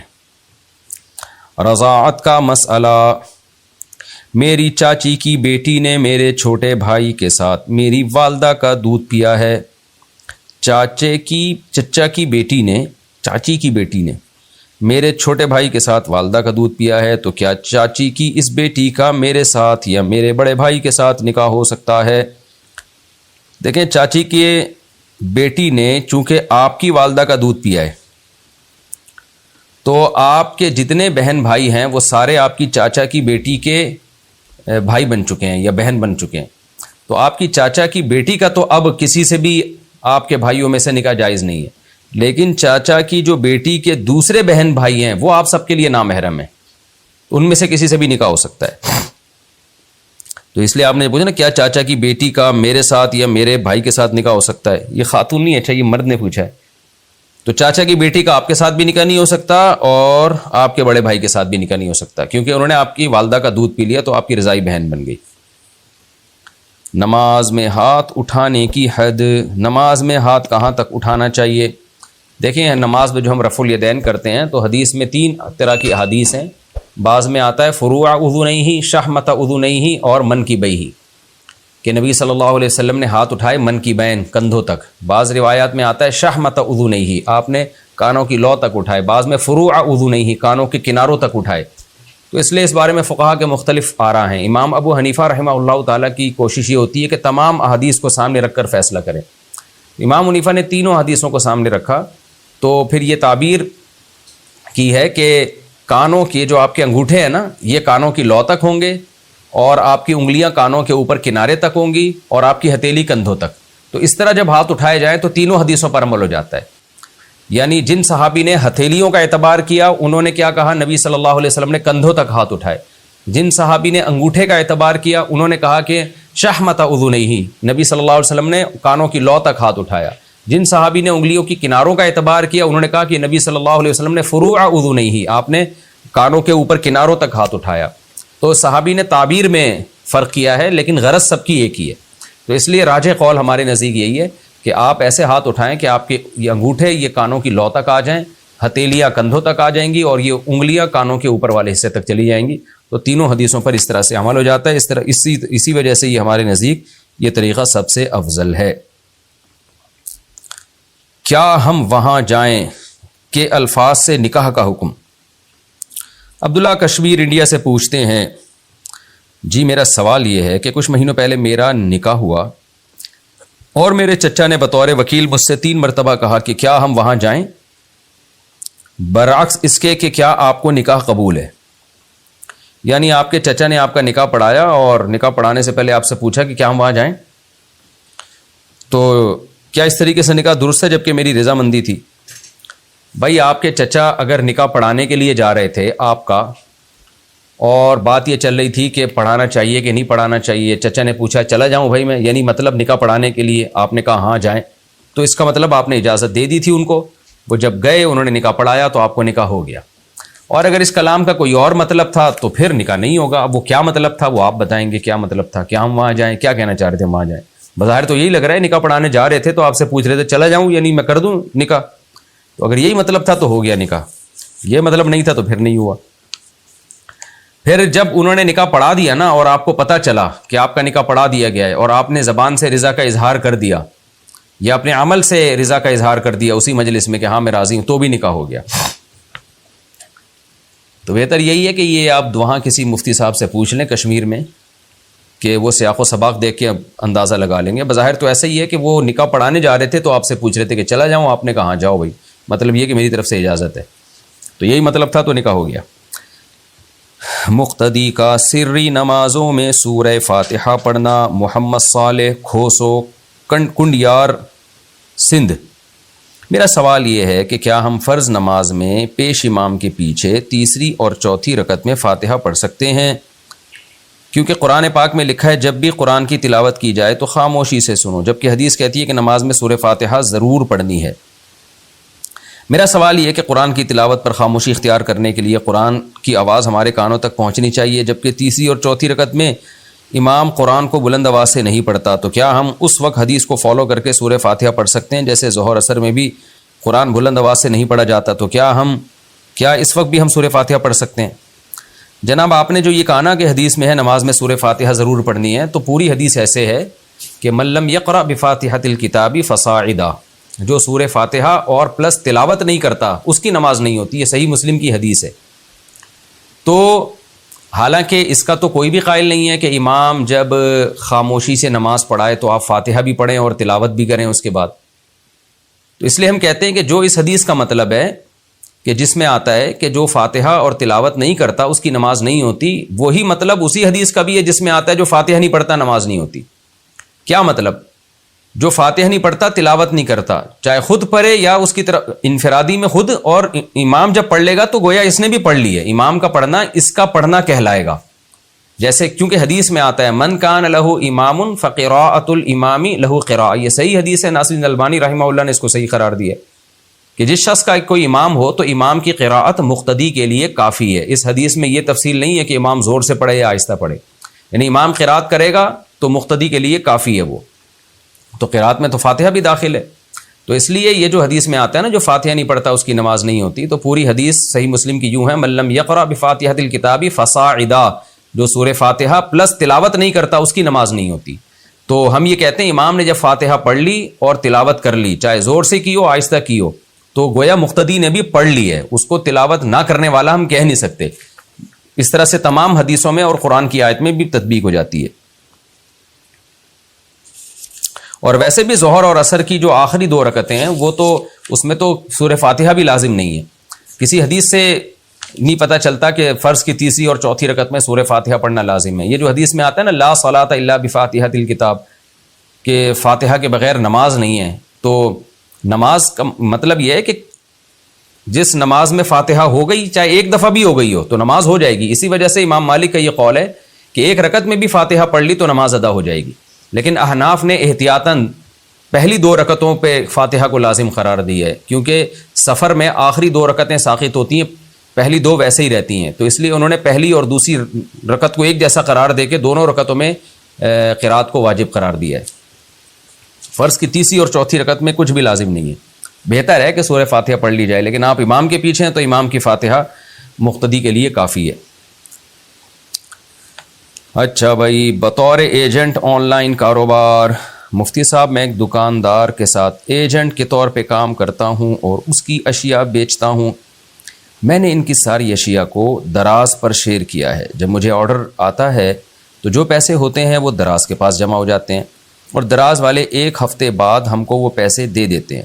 تو جب آرڈر آ جاتا ہے تو میں اس دکاندار کو اپنے پیسے دے دیتا ہوں اور وہ اشیاء کو پیک کر کے دراز پر دیتا ہے اور پھر 1 ہفتے بعد دراز مجھے پیسے دیتا ہے. تو کیا میرا یہ کاروبار جائز ہوگا ایجنٹ کے طور پر؟ دیکھیں ایجنٹ کے طور پہ جائز ہے. اس میں آپ جو ہے دکاندار کے ایجنٹ بن رہے ہیں دراز کو بیچنے کے لیے، یعنی دراز پہ رکھوانے کے لیے، تو یہ جائز ہے. لیکن اس دوران وہ چیز ہلاک ہو گئی نا، جو چیز آپ دراز کی دکاندار کے پاس رکھوا رہے ہیں، تو دکاندار کا نقصان سمجھا جائے گا، کیونکہ آپ صرف کمیشن ایجنٹ ہیں، آپ ضامن نہیں ہیں.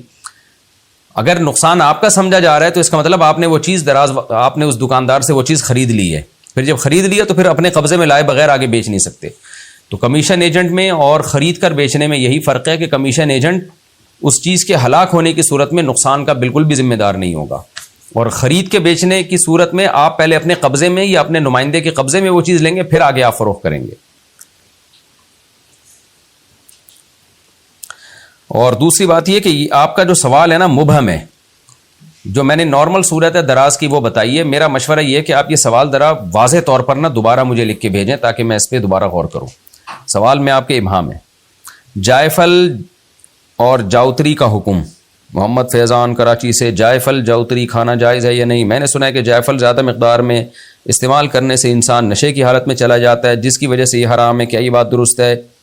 برائے مہربانی وضاحت فرما دیں.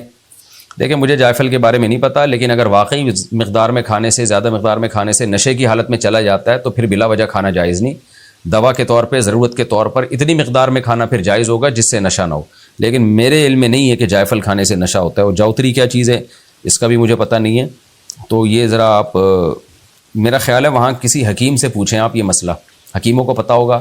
میں تو یہ بتاؤں گا اگر یہ نشے کی چیز ہے تو دوا کے طور پر تھوڑی مقدار میں کھائی جا سکتی ہے، اتنی مقدار جس سے نشہ نہ ہو. اور اتنی مقدار میں کھانا جس سے نشہ ہو یا بلا وجہ استعمال کرنا یہ جائز نہیں ہے. فکسڈ نفع کا حکم. مفتی صاحب میں نے 2 لاکھ روپے انویسٹ کیے ہیں، جس کے ساتھ کیے ہیں انہوں نے خود کہا تھا کہ میں ہر مہینے 10,000 آپ کو دوں گا، تو کیا یہ صحیح ہے؟ نہیں جی، یہ حرام ہے، ناجائز ہے. آپ نے 10,000 انویسٹ کیے تو جس بھی کاروبار میں انویسٹ کیے ہیں آپ ان سے پوچھیں کہ میرے 10,000 سے آپ جتنا پیسہ کماؤ گے، سارے پیسے مکس ہوں گے نا، تو اس کو ڈیوائڈ کریں 10,000 پہ کتنا کمایا ہم نے. تو جتنا آپ میرے 10,000 روپے کماؤ گے اس میں اتنے پرسنٹ میرا, اتنے پرسنٹ آپ کا, تو پرسنٹیج طے کریں اس میں. حرام کمائی سے بطور گفٹ ملنے والی جائے نماز. کسی نے پوچھا ہے جی میرے ماموں نے جائے نماز گفٹ کی تھی, میرے ماموں بینک میں کام کرتے ہیں, تو میں نے اس جائے نماز میں جتنی نمازیں پڑھی ہیں کیا وہ مجھے دوبارہ لوٹانی پڑیں گی؟ دیکھیں, اب اگر سودی بینک میں کام کرتے ہیں اور ان کا کام بھی سودی لین دین کے معاہدے لکھنا یا اس پورے نظام کو دیکھنا, اس ٹائپ کا کوئی کام ہے جیسے بینک کا مینیجر ہوتا ہے, تو کسی نہ کسی درجے میں سود میں انوالو ہوتے ہیں ملازمین. تو بعض شعبے بینک میں ایسے ہیں جس میں سود میں ذرا بھی انوالومنٹ نہیں ہوتی, جیسے چوکیدار ہے وہ تو صرف پیسوں کی حفاظت کے لیے بیٹھا ہوا ہے. تو اگر واقعی آپ کے ماموں کی آمدن حرام ہے, سودی بینک میں کوئی ایسا کام لگا ہے جس سود میں کسی بھی طرح سے وہ ملوث ہیں, تو ایسی صورت میں ان کی آمدن حرام ہے. انہوں نے اپنی حرام آمدن سے اگر آپ کو جائے نماز خرید کے دی تو آپ کے لیے اس میں نماز پڑھنا بھی جائز نہیں تھا. تو اب آپ نے اس میں جب نماز پڑھ لی ہے تو اس کا استعمال ناجائز تھا, استعمال کر لیا آپ نے. اگر آپ کو مسئلے کا علم نہیں تھا, پتہ نہیں تھا آپ کو, تو پھر تو آپ کی نماز ہو گئی. اور جو نمازیں آپ نے پڑھی ہیں وقت کے اندر اندر ان کو لوٹا لینا لازم تھا اگر آپ کو پتہ چل گیا کہ یہ حرام آمدن سے لی گئی ہے. لیکن اب آپ ایسا کریں کہ اس تکلف میں پڑھنے کی ضرورت نہیں ہے, جو ہو گیا اس پہ اللہ تعالیٰ سے توبہ استغفار کریں اور آپ اس جائے نماز کی قیمت صدقہ کر دیں. اپنے اوپر لازم کر لیں کہ میں جتنے کی جائے نماز ہے اتنے پیسے میں صدقہ کر دوں گا.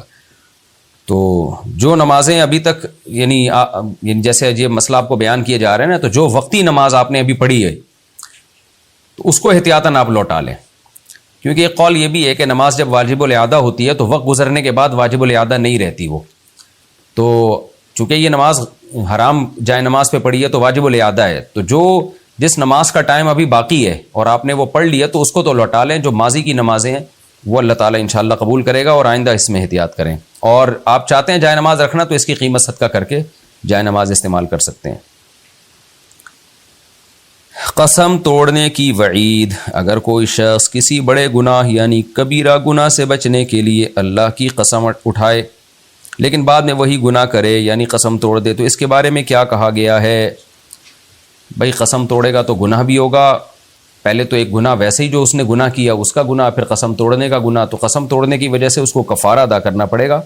10 غریبوں کو 2 ٹائم کا کھانا کھلائے, اور خود اگر غریب ہے تو 3 روزے لگاتار رکھے. طلاق کے بعد ساتھ رہنے والوں کا معاملہ. یونس صاحب احمد عباس سے پوچھتے ہیں, میرے بھائی نے 3 طلاقیں اپنی اہلیہ کو دے دی ہیں, پھر بھی وہ ایک ساتھ ایک گھر میں رہتے ہیں اور کہتے ہیں کہ ہم نہیں مانتے, اس طرح طلاق نہیں ہوتی, تو ہم ان کے ساتھ کیا معاملہ کریں؟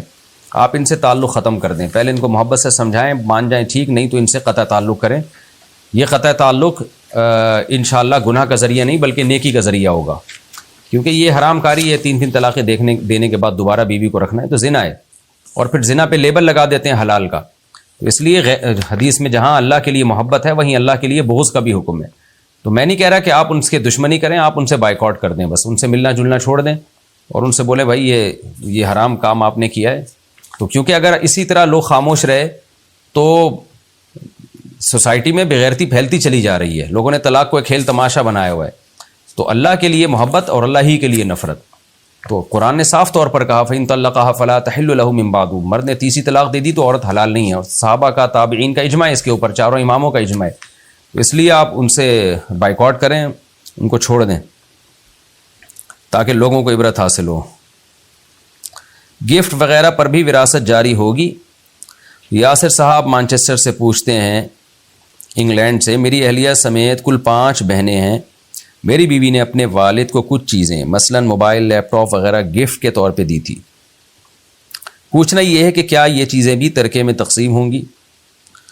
یعنی کل 5 بہنیں, بیوی نے اپنے والد کو کچھ چیزیں موبائل, لیپ ٹاپ وغیرہ گفٹ کے طور پر دی تھی. ترکے میں کس کے ترکے میں بھائی؟ بڑا مبہم سا سوال لوگ پوچھتے ہیں. بھائی آپ کی وائف نے جب اپنے ابا کو جو کچھ دے دیا تو وہ ابا کا ہو گیا, جب ابا کا انتقال ہوگا تو ان کے ابا کے ترکے میں یہ چیزیں ہوں گی شامل. یعنی جو جس کی کو گفٹ دے دی گئی وہ اسی کی ہے, جب وہ مرے گا تو اس کی وراثت اس میں جاری ہوگی. نمازوں کی پابندی رکھتے ہوئے پب جی کھیلنا. 5 نمازوں کی پابندی رکھتے ہوئے اگر پب جی کھیلیں تو کیا پھر بھی پب جی کھیلنا گناہ ہوگا؟ پب جی میں اگر جوا کھیل رہے ہیں تو پھر تو بالکل حرام ہے, ناجائز ہے, اور اگر ویسے کھیل رہے ہیں تو ٹائم ویسٹنگ ہے. تو پانچوں نمازوں کی پابندی کرتے ہوئے بھی کھیلیں گے تو بھی تو ٹائم ویسٹنگ ہے نا. نماز تو آپ کو ٹائم کو قیمتی بنانے کی طرف لے کر آتی ہے, تو اس لیے نہ کھیلا کریں بھائی. چاہے نماز کی پابندی کر رہے ہوں, کوئی اور کھیل کھیل لیں جس سے صحت اچھی ہو. ہاکی کھیل لیں, فٹ بال کھیل لیں, بھاگم دوڑی کچھ تو کریں, یعنی بھاگنے دوڑنے والا کام کریں, سوئمنگ کر لیں, گھوڑ سواری کر لیں. تو ایسے کھیل کھیلیں جس سے صحت اچھی ہوتی ہے. کاشت کے لیے زمین کرائے پر دینا. صوبان فاروق اسلام آباد سے, زمین ٹھیکے پر دینا جائز ہے یا نہیں؟ اگر کوئی بندہ اپنی زمین کسی کو کاشت کے لیے دے دے اور اس سے اس کا کرایہ وصول کرے تو کیسا ہے؟ جائز ہے زمین کرائے پر دینا, کہ اگلا کاشت کرے گا آپ اس سے رینٹ لیتے رہیں, لیکن بہتر یہی ہے کہ مزارعہ پہ دی جائے. مزارعات کا مطلب یہ ہے کہ آپ کسان کو زمین دیں اور کہیں جتنی پیداوار اگے گی اس میں اتنے فیصد میرا, اتنے فیصد تمہارا. بیٹوں کو جائیداد سے عاق کرنا. محمد کامران KPK سے پوچھتے ہیں, میرا یہ سوال ہے کہ اگر باپ اپنے بیٹوں کی وجہ سے اپنی بیٹیوں کو جائیداد سے نکال دے تو کیا اس پر اس چیز کا گناہ ہوگا؟ ہمارے علاقے میں ایک باپ نے اپنے ایک بیٹے کی وجہ سے 7 بیٹیوں کو اپنی قیمتی جائیداد سے نکال دیا, تو کیا اس پر اس چیز کا گناہ ہوگا یا نہیں؟ کیوں نہیں ہوگا گناہ, اپنی اولاد کو محروم کر رہے ہو بھائی. نبی صلی اللہ علیہ وسلم نے فرمایا اتقوا اللہ, اللہ سے ڈرو, اور وعدلوا بین اولادکم او کما قال صلی اللہ علیہ وسلم, اپنی اولاد میں برابری کرو. تو زندگی میں تو جب باپ دے گا تو بیٹے بیٹیوں کو برابر دے گا. ہاں کسی کی خدمت, ضرورت یا نیک ہونے کی وجہ سے زیادہ دے دے تو ایک الگ بات ہے. تو زندگی میں تو برابر دینا چاہیے, اور مرنے کے بعد تو وراثت سے محروم کرنا ممکن ہی نہیں ہے. اگر کوئی اپنی بیٹیوں کو عاق بھی کر دیتا ہے اور وصیت بھی لکھ دیتا ہے کہ میری بیٹیوں کو حصہ نہ دیا جائے, تو بھی باپ کے مرنے کے بعد بیٹیوں کو لازمی حصہ دیا جائے گا. ایسا نہیں ہو سکتا کہ وہ محروم ہو جائیں حصے سے. تو اس لیے ایسے ظلم سے بچنا چاہیے. ایک ہی بیٹے کو سب دے دیا اور 7 بیٹیوں کو قیمتی جائیداد سے نکال دیا, یہ بہت بڑا ظلم ہے. عید کی نماز کے لیے ٹکٹ. ایک بہن نے کینیڈا سے پوچھا ہے کہ عید کی نماز کے لیے ٹکٹ لگا سکتے ہیں؟ ایک مشہور قاری صاحب یہاں آئے تھے تو مسلمانوں کی ایک ویلفیئر تنظیم نے ہر نمازی سے ٹکٹ کے پیسے وصول کیے, جو کہ $75 سے $150 تک تھے. جو قاری صاحب کے جتنے قریب کھڑے ہوگا اس کے پیسے بھی اتنے زیادہ. سبحان اللہ. ہاں اس کا مطلب سیلفی پہ بھی پیسے ہم لگا سکتے ہیں. ویلفیئر آرگنائزیشن کا کہنا تھا کہ یہ پیسے فلاحی کاموں میں استعمال ہوں گے. سوال یہ ہے کہ کیا اس طرح نماز پڑھنے کے لیے پیسے لینا جائز ہے یا نہیں؟ ہم نے اس طرح کا کوئی واقعہ اس سے پہلے کبھی نہیں سنا. ہم نے بھی کبھی نہیں سنا بھائی. دیکھیں, اگر کوئی ایسی جگہ ہے جو انتظامیہ نے کرائے پہ لی ہوئی ہے اور اس کا کرایہ انتظامیہ کو دینا ہے آگے گورنمنٹ کو, تو پھر تو ظاہر ہے نمازیوں سے کرایہ وصول کیا جائے گا. لیکن اگر ایسا کچھ نہیں ہے تو پھر یہ گویا نماز کے پیسے ہو گئے کہ آپ نماز پڑھیں گے تو اتنے پیسے دیں, تو یہ شرعاً جائز نہیں ہے. ٹرسٹ کا یہ طریقہ نمازیوں سے گن پوائنٹ پہ پیسے لیے جائیں کہ ورنہ آپ کو نماز کا موقع نہیں دیا جائے گا, یہ طریقہ ناجائز ہے بالکل. تو ویسے نمازیوں کو آنے دیں, پھر ان کو اعلان کر دیں بھائی یہ ٹرسٹ ہے, جس نے جتنے پیسے دینے وہ اپنی خوشی سے دے دیں. یہ ٹکٹ لگانا جائز نہیں ہے. دروازے پر بیٹھنا. جمال اختر گجرات انڈیا سے, دروازے پر بیٹھنا کیسا ہے؟ کچھ لوگ کہتے ہیں کہ دروازے پر بیٹھنے سے قرض بڑھتا ہے. قرض بڑھتا تو نہیں ہے, الٹا لوگ قرض لے کے جا رہے ہوتے ہیں کہ بھائی آپ فالتو بیٹھے ہوئے ہو, لگ رہا ہے آپ کو کوئی کام دھام نہیں ہے, پیسے بہت ہیں آپ کے پاس تو $50 دے دیں ہمیں بھی. اس طرح سے قرض بڑھ جائے گا تو ایک الگ بات ہے, لیکن دروازے پہ بیٹھنے سے کچھ نہیں ہوتا. نبی صلی اللہ علیہ وسلم نے راستوں میں بیٹھنے سے صحابہ کو منع کیا, گلیوں میں بیٹھنے سے. دروازے پہ بھی آپ بیٹھتے ہیں تو راستے میں ہی بیٹھے ہیں نا, تو صحابہ نے پھر نبی نے فرمایا اگر تم بیٹھنا چاہتے ہی ہو تو پھر راستے کا حق ادا کرو. وہ حق یہ ہے کہ نظر کی حفاظت کرو. کوئی عورت گزر رہی ہے تو اس کو مت دیکھو, اور جو گزر رہا ہے اس کو سلام کرو. تو یہ حق اگر آپ ادا کرتے ہیں تو دروازے پہ بیٹھنا آپ کے لیے بالکل جائز ہے. جوائنٹ فیملی میں کوئی ناراض ہو تو کیا نماز روزہ قبول نہیں ہوتا؟ اگر شوہر یا کوئی اور 3 دن سے زیادہ ناراض ہو تو کیا نماز روزہ قبول نہیں ہوتا؟ اگر شوہر بلا وجہ ناراض ہو تو کیا حکم ہوگا؟ نیز جوائنٹ فیملی میں کوئی نہ کوئی ناراض رہتا ہی ہے, اس صورت میں کیا حکم ہوگا؟ کلثوم صاحبہ UP انڈیا سے. دیکھیں, شوہر کی ناراضی تو بہت عورت کے لیے بہت نقصان دہ ہے. نبی صلی اللہ علیہ وسلم نے فرمایا جس عورت کا شوہر اس سے ناراض ہو تو اس عورت کی اس رات کی عبادت قبول نہیں ہوتی. تو بڑی سخت وعید ہے. ہاں یہ ضرور ہے کہ اس میں عورت قصوروار ہو. بلا وجہ شوہر ناک پہ مکھی بٹھا کے رکھا ہوا ہے اس نے, اور بلا وجہ چھوٹی چھوٹی باتوں پہ ناراض ہو رہا ہے, تو وہ تو پھر شوہر کا قصور ہے. تو لیکن عورت کی یہ بہت بڑی ذمہ داری ہے کہ وہ اللہ کو راضی رکھنے کے ساتھ شوہر کو بھی راضی رکھے, کیونکہ اس کے احسانات بہرحال بہت ہیں اور وہ مقدس رشتہ اللہ نے اس کا بنایا ہے. لیکن اگر ظالم ہے اور نہیں سکون زندگی میں گزارنے دے رہا, اپنی ذمہ داریاں پوری نہیں کر رہا, تو پھر ایک الگ بات ہے. تو ایسی صورت میں وہ ناراض ہو تو منانے کی کوشش کریں، پھر بھی مان جائے تو ٹھیک ہے، نہیں مانتا تو پھر آپ نے اپنی ذمہ داری پوری کر لی۔ اچھا، جوائنٹ فیملی میں کوئی نہ کوئی ناراض رہتا ہی ہے۔ اب کوئی نہ کوئی میں بھی رشتہ دار دیکھے جائیں گے، ساس سسر کا رشتہ زیادہ مقدس ہے، نند و جٹھانیوں کا تھوڑا دور کا ہو جاتا ہے۔ تو ساس سسر اگر ناراض ہیں تو پھر عورت کو چاہیے کہ وہ منائیں ان کو، کیونکہ ماں باپ ہی کی طرح ہوتے ہیں، فادر ان لا ہیں، مدر ان لا ہے۔ تو اللہ تعالیٰ نے بھی ان کو ماں باپ جیسا بنایا، تبھی تو سسر کے لیے بہو سے نکاح ہمیشہ حرام رہتا ہے، اور ساس کے لیے داماد سے نکاح ہمیشہ حرام رہتا ہے۔ اس کی وجہ یہی ہے کہ اللہ نے اس کو ماں بنا دیا، تو اس لیے ان کی ناراضی بھی قطع رحمی میں آتی ہے۔ حتی الامکان بنانے کی کوشش کریں، اور چھوٹوں کو چاہیے کہ اگر غلطی سامنے والے کی بھی ہو تو اپنے اوپر ڈال لیں۔ اگر آپ کی بھی یعنی ان کی بھی غلطی ہے تو آپ مان لو، اچھا جی میری غلطی تھی، سوری کر لو۔ نبی صلی اللہ علیہ وسلم نے فرمایا جو حق پر ہوتے ہوئے بھی جھگڑا چھوڑ دے گا، جھگڑے سے بچنے کی تدبیر اختیار کرے گا، یعنی مفہوم یہی ہوا نا کہ غلطی نہیں ہے پھر بھی معافی مانگ کے رفع دفع کر لیا، تو میں اس کے لیے جنت میں گھر کی ضمانت لیتا ہوں۔ کتنی بڑی فضیلت ہے۔ تو پھر بھی لیکن اگر وہ بہت زیادہ زیادتی کر رہے ہیں، بعض دفعہ ہوتا ہے وہ اتنی زیادتی کے سکون نہیں لینے دے رہے ہوتے، تو اس بنیاد پر اگر تھوڑا سا ان سے ریزرو ہو جائیں تو انشاءاللہ پھر گناہ نہیں ہوگا۔ قرض لے کر گھر خریدا تو اسے زکوٰۃ دے سکتے ہیں؟ میرے قریبی رشتہ دار نے اپنا گھر خریدنے کے لیے قرضہ لیا ہے اور ساتھ ہی اپنے زیور کو بھی گروی رکھوا دیا ہے، کیا اس صورت میں ہم ان کا قرض زکوٰۃ کے پیسوں سے اتار سکتے ہیں؟ دیکھیں، اگر وہ واقعی زکوٰۃ کے مستحق ہیں تو زکوٰۃ کے پیسوں سے قرض اتار سکتے ہیں، لیکن ان کو پہلے بتانا پڑے گا کہ ہم آپ کو رقم دینا چاہتے ہیں، تو آپ کو جو ہم رقم دینا چاہتے ہیں تو وہ آپ فلاں کو ہم دے رہے ہیں، آپ کی طرف سے اجازت ہے یا نہیں ہے؟ وہ اگر کہیں ہاں اجازت ہے تو پھر دے دیں۔ ایسا نہیں کہ پہلے قرضہ اتار دیا، بعد میں آپ ان سے کہہ رہے ہیں کہ بھئی ہم نے آپ کو رقم دی ہے، تو پھر زکوٰۃ ادا نہیں ہوگی۔ اگر دوسری رکعت میں بیٹھنے کے بجائے کھڑے ہو گئے، اگر کوئی شخص 2 رکعت سنت پڑھ رہا ہو اور دوسری رکعت میں بیٹھنا بھول جائے بلکہ کھڑا ہو جائے تو اس صورت میں اسے کیا کرنا چاہیے؟ ابرار صاحب انڈیا سے۔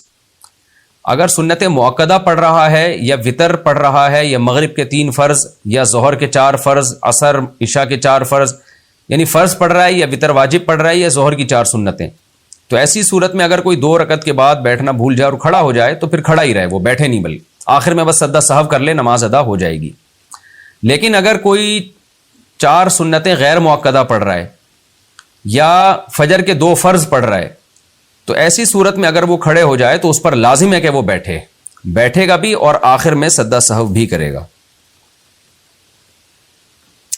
موت کے وقت شدت تکلیف سے کفریہ کلمہ نکل جانا، اگر کوئی شخص موت کے وقت کلمہ نہ پڑھے یا موت کی تکلیف کی وجہ سے منہ سے کوئی کلمہ کفریہ نکل جائے تو اس کے بارے میں کیا حکم ہوگا؟ عارف صاحب سواس سے۔ دیکھیں، تکلیف میں کلمہ کفر نکلے گا تو کافر ہو جائے گا۔ حدیث میں آتا ہے ایک شخص جنت کے قریب پہنچ کے ایک بالش کے قریب رہ جاتا ہے، لیکن موت سے پہلے وہ کوئی ایسا کام کر جاتا ہے کہ جہنم میں چلا جاتا ہے، اور بعض دفعہ جہنم کے بالکل قریب ہو چکا ہوتا ہے لیکن موت سے پہلے ایسا کام کر لیتا ہے کہ جنت میں چلا جاتا ہے۔ اس لیے ہمیں چاہیے ہم نیک کام کریں تو موت تک کرتے رہیں، اور برائی سے بچیں تو موت تک بچتے رہیں۔ تو اگر کوئی کسی بھی وجہ سے کلمہ کفر نکالتا ہے تو وہ کافر ہو جاتا ہے۔ ہاں، یہ ضرور ہے کہ موت کے وقت تکلیف اتنی ہوئی کہ دماغ نے کام کرنا چھوڑ دیا، پھر اگر کلمہ کفر نکالے گا تو وہ معاف ہے، کیونکہ ہم احکام کے اسی وقت تک مکلف ہیں جب تک ہمارا دماغ کام کر رہا ہو۔ بعض دفعہ تکلیف اتنی شدید ہوتی ہے کہ دماغ معاف ہو جاتا ہے، جب دماغ معاف ہو گیا تو پھر اگر اس کے منہ سے کلمہ کفر بھی نکل رہا ہے تو پھر اللہ تعالیٰ انشاءاللہ اسے نہیں پکڑے گا، کیونکہ وہ اس کے اختیار میں نہیں ہے۔ عورت کا بار بار طلاق کا مطالبہ کرنا، اگر کوئی بیوی لڑائی بحث میں اپنے شوہر سے بار بار طلاق مانگے کہ مجھے طلاق دو، مجھے طلاق دو، شوہر کہے کہ تمہیں جہاں دل کرے چلی جاؤ، تو کیا ایسی صورت میں طلاق ہو جائے گی یا نہیں؟ نہیں جی، یہ مبہم الفاظ ہیں۔ اس کا یہ مطلب بھی ہو سکتا ہے کہ ٹھیک ہے تمہیں طلاق ہے، جہاں چاہو چلی جاؤ، اور یہ مطلب بھی ہو سکتا ہے کہ تم جہاں چاہو چلی جاؤ، میں تمہیں دے دوں گا، دونوں مطلب ہو سکتے ہیں۔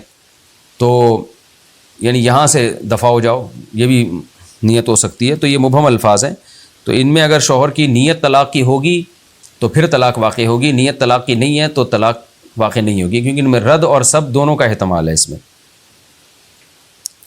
عورت کچھ کپڑے سسرال لے جائے تو کیا وہ بھی جہیز ہوگا؟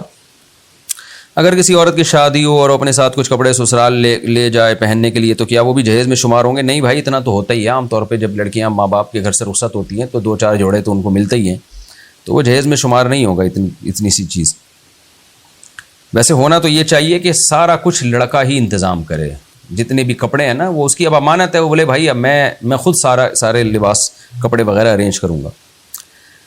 شراب کی بوتل کو شو پیس بنانا، کیا ہم شراب کی کاج کی بوتل گھر میں شو پیس بنا کر رکھ سکتے ہیں؟ رمشا خان انڈیا سے۔ ایسی بوتل جس میں سب کو پتہ ہو دیکھتے ہی کہ یہ شراب ہی آتی ہے ایسی بوتل میں، اس کو کسی بھی طرح سے گھر میں رکھنا جائز نہیں ہے، کیونکہ وہ گناہ کی ایک یادگار ہے۔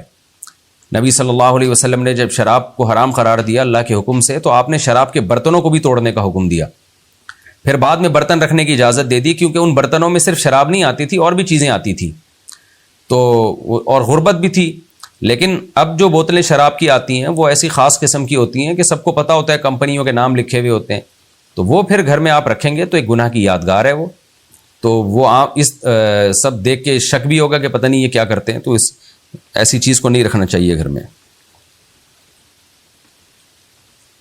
اگر میں نے یہ کام کیا تو 1 کروڑ روزے رکھوں گی۔ اگر کسی نے قسم کھائی ہو کہ یہ کام نہیں کروں گی، اگر کیا تو اتنے لاکھ اور اتنے کروڑ روزے رکھوں گی، جو کہ ناممکن ہے۔ اس صورت میں اگر وہ کام کر لیا تو کیا ہوگا؟ دیکھیں، منت بھی ہے یہ اور قسم کے الفاظ بھی ہیں یہ۔ جب آپ کسی چیز کو نہ کرنے کی کسی کام کے ساتھ منت کو مشروط کر دیتے ہیں تو وہ قسم بھی بن جاتی ہے اور منت بھی رہتی ہے۔ تو اگر ایسے منت مانی کہ اللہ نے میرا یہ کام کر دیا تو میں 1 کروڑ روزے رکھوں گی، تو خوب سمجھ لیں پھر روزے ساری زندگی کے لیے لازم ہو جائیں گے، تو اس لیے ایسی منتیں نہیں ماننی چاہیے۔ لیکن اگر یہ منت مانی کہ میں نے یہ کام کر لیا تو میں اتنے کروڑ روزے رکھوں گی، تو اگر وہ کام آپ نے کر لیا تو آپ پر دونوں صورتیں ہیں کہ یا تو زندگی بھر روزے رکھیں یا یہ کہ قسم کا کفارہ ادا کر دیں۔ قسم کا کفارہ ادا کرنے سے بھی یہ ذمہ داری ختم ہو جائے گی۔ تو ظاہر 1 کروڑ روزے کون رکھ سکتا ہے؟ تو قسم کا کفارہ ادا کریں۔ وہ کفارہ یہ ہے کہ 10 غریبوں کو 2 ٹائم کا کھانا کھلا دیں، یا قسم کے کفارے کے، اگر آپ میں یعنی غریبوں کو کھانا کھلانے کی طاقت نہیں ہے، اتنے پیسے نہیں ہیں، تو قسم کے کفارے کے طور پہ 3 روزے لگاتار رکھ لیں، تو اس طرح سے یہ قسم پوری ہو جائے گی۔ لیکن آئندہ یہ الفاظ نہ کہیں، یہ وظیفہ پڑھ لو 12 دن میں حاجت پوری ہو جائے گی۔ یوٹیوب پر اکثر ایسی ویڈیوز دیکھی ہیں کہ اگر یہ وظیفہ پڑھو تو 12 دنوں میں آپ کی جو بھی حاجت ہوگی وہ پوری ہو جائے گی۔ کیا میں یہ وظیفہ کر سکتی ہوں؟ ٹائم ویسٹنگ ہے، کچھ بھی نہیں ہے۔ یوٹیوبرز کو کہاں سے پتہ چل گیا؟ وہ اپنے چینل کے لیے گروئنگ کے لیے اوٹ پٹانگ چیزیں لکھ رہے ہوتے ہیں۔ آپ سیدھا اللہ سے رات کو تہجد میں اٹھ کے دعا مانگا کریں، حسبی اللہ و نعم الوکیل پڑھا کریں زیادہ سے زیادہ، تو اللہ تعالیٰ سے امید رکھیں اللہ آپ کی حاجت پوری کر دے گا۔ پچھلی صف میں اکیلے نماز پڑھنا، کیا پیچھے صف میں اکیلا بندہ کھڑے ہو کر نماز پڑھ سکتا ہے یا 2 بندے ہونا ضروری ہیں؟ نیز اگر کوئی شخص جماعت کے دوران پیچھے سے آ کر آپ کو 3 دفعہ تھپ تھپائے اور پھر خود ہی آپ کو کھینچ کر پیچھے کر لے تو کیا یہ صحیح ہوگا؟ وقاص صاحب لاہور سے۔ جماعت کی نماز اگر آپ پڑھ رہے ہوں تو صف کے اندر کھڑے ہوں، صف میں جگہ نہیں ہے، پیچھے کھڑے ہو رہے ہیں آپ یعنی اگلی صف میں، اور اس میں آپ کے علاوہ کوئی بندہ نہیں ہے، تو پھر اصل حکم تو یہ ہے کہ آپ آگے سے ایک بندے کو کھینچ لیں، لیکن ظاہر ہے کھینچیں گے وہ آپ کو کھینچے گا اور کھینچا تانی شروع ہو جائے گی، تو بہتر یہی ہے کہ آپ تھوڑا انتظار کر لیں، کوئی اور بندہ آ رہا ہے تو اس کے ساتھ کھڑے ہو کر نیت باندھ لیں، کوئی بھی نہیں ہے تو پھر اکیلے ہی مجبوراً کھڑے ہو جائیں۔ اور اگر کوئی شخص جماعت کے دوران آ کے آپ کو اپنے ساتھ کھڑے ہونے پر مجبور کرتا ہے تاکہ اس کے ساتھ صف بن جائے اور آپ کو کھینچتا ہے تو آپ چلے جائیں، یعنی تھپ تھپاتا ہے تو آپ پیچھے ہٹ جائیں نماز میں، اس کے ساتھ صف بنا کے کھڑے ہو جائیں۔ اگر آپ نہیں جاتے وہ خود ہی کھینچ کے لے جاتا ہے تو بھی ٹھیک ہوگا، نماز ہو جائے گی۔ کہہ رہے ہیں جی شوہر بیوی سفر سے جب واپسی ہو شوہر کی تو کیا میاں بیوی سب کے سامنے ایک دوسرے سے گلے مل سکتے ہیں؟ کیا شوہر اور بیوی سب کے سامنے ایک دوسرے سے گلے مل سکتے ہیں جب جیسے شوہر سفر سے آیا ہو یا سفر میں جا رہا ہو؟ لیکن یہ چیز حیا کے خلاف ہے، بیوی سے گلے ملنا سب کے سامنے یہ حیا کے بہرحال خلاف ہے، تو اس لیے یہ ہماری سوسائٹی میں حیا ویسے بھی ختم ہوتی جا رہی ہے، تو 2-4 کام حیا والے رہ گئے ہیں، ان کو سوسائٹی میں رہنے دیں۔ تو سب کے سامنے میاں بیوی کو اس طرح سے بے تکلفی کا اظہار نہیں کرنا چاہیے۔ آج کل تو کزنوں سے لوگ گلے مل رہے ہیں، تو کیونکہ میں جب یہ مسئلہ بتا رہا ہوں تو ہمارے لبرل لوگ فوراً اعتراضات شروع کر دیں گے کہ یہ مولوی لوگ اتنے بنیاد پرست ہیں، تو لبرل لوگ تو کزنوں سے مل رہے ہیں گلے، وہ عام نامحرم لڑکیوں سے مل رہے ہیں، ان کو حیا کے مسائل کہاں سمجھ میں آئیں گے؟ حیا کے مسائل ان کی سمجھ میں آتے ہیں کہ وہ تھوڑی سی حیا رکھتے ہیں۔ حیا کوئی ایسی چیز نہیں ہے جس کو ڈکشنری سے نکال کے دکھا دیں ہم کہ اس کو حیا کہتے ہیں، محسوس ہونے والی چیز ہے، تو اگر آپ میں حیا ہوگی تو آپ کو محسوس بھی ہوگی، آپ کے اندر حیا نہیں ہے تو آپ کو محسوس ہی نہیں ہوگی۔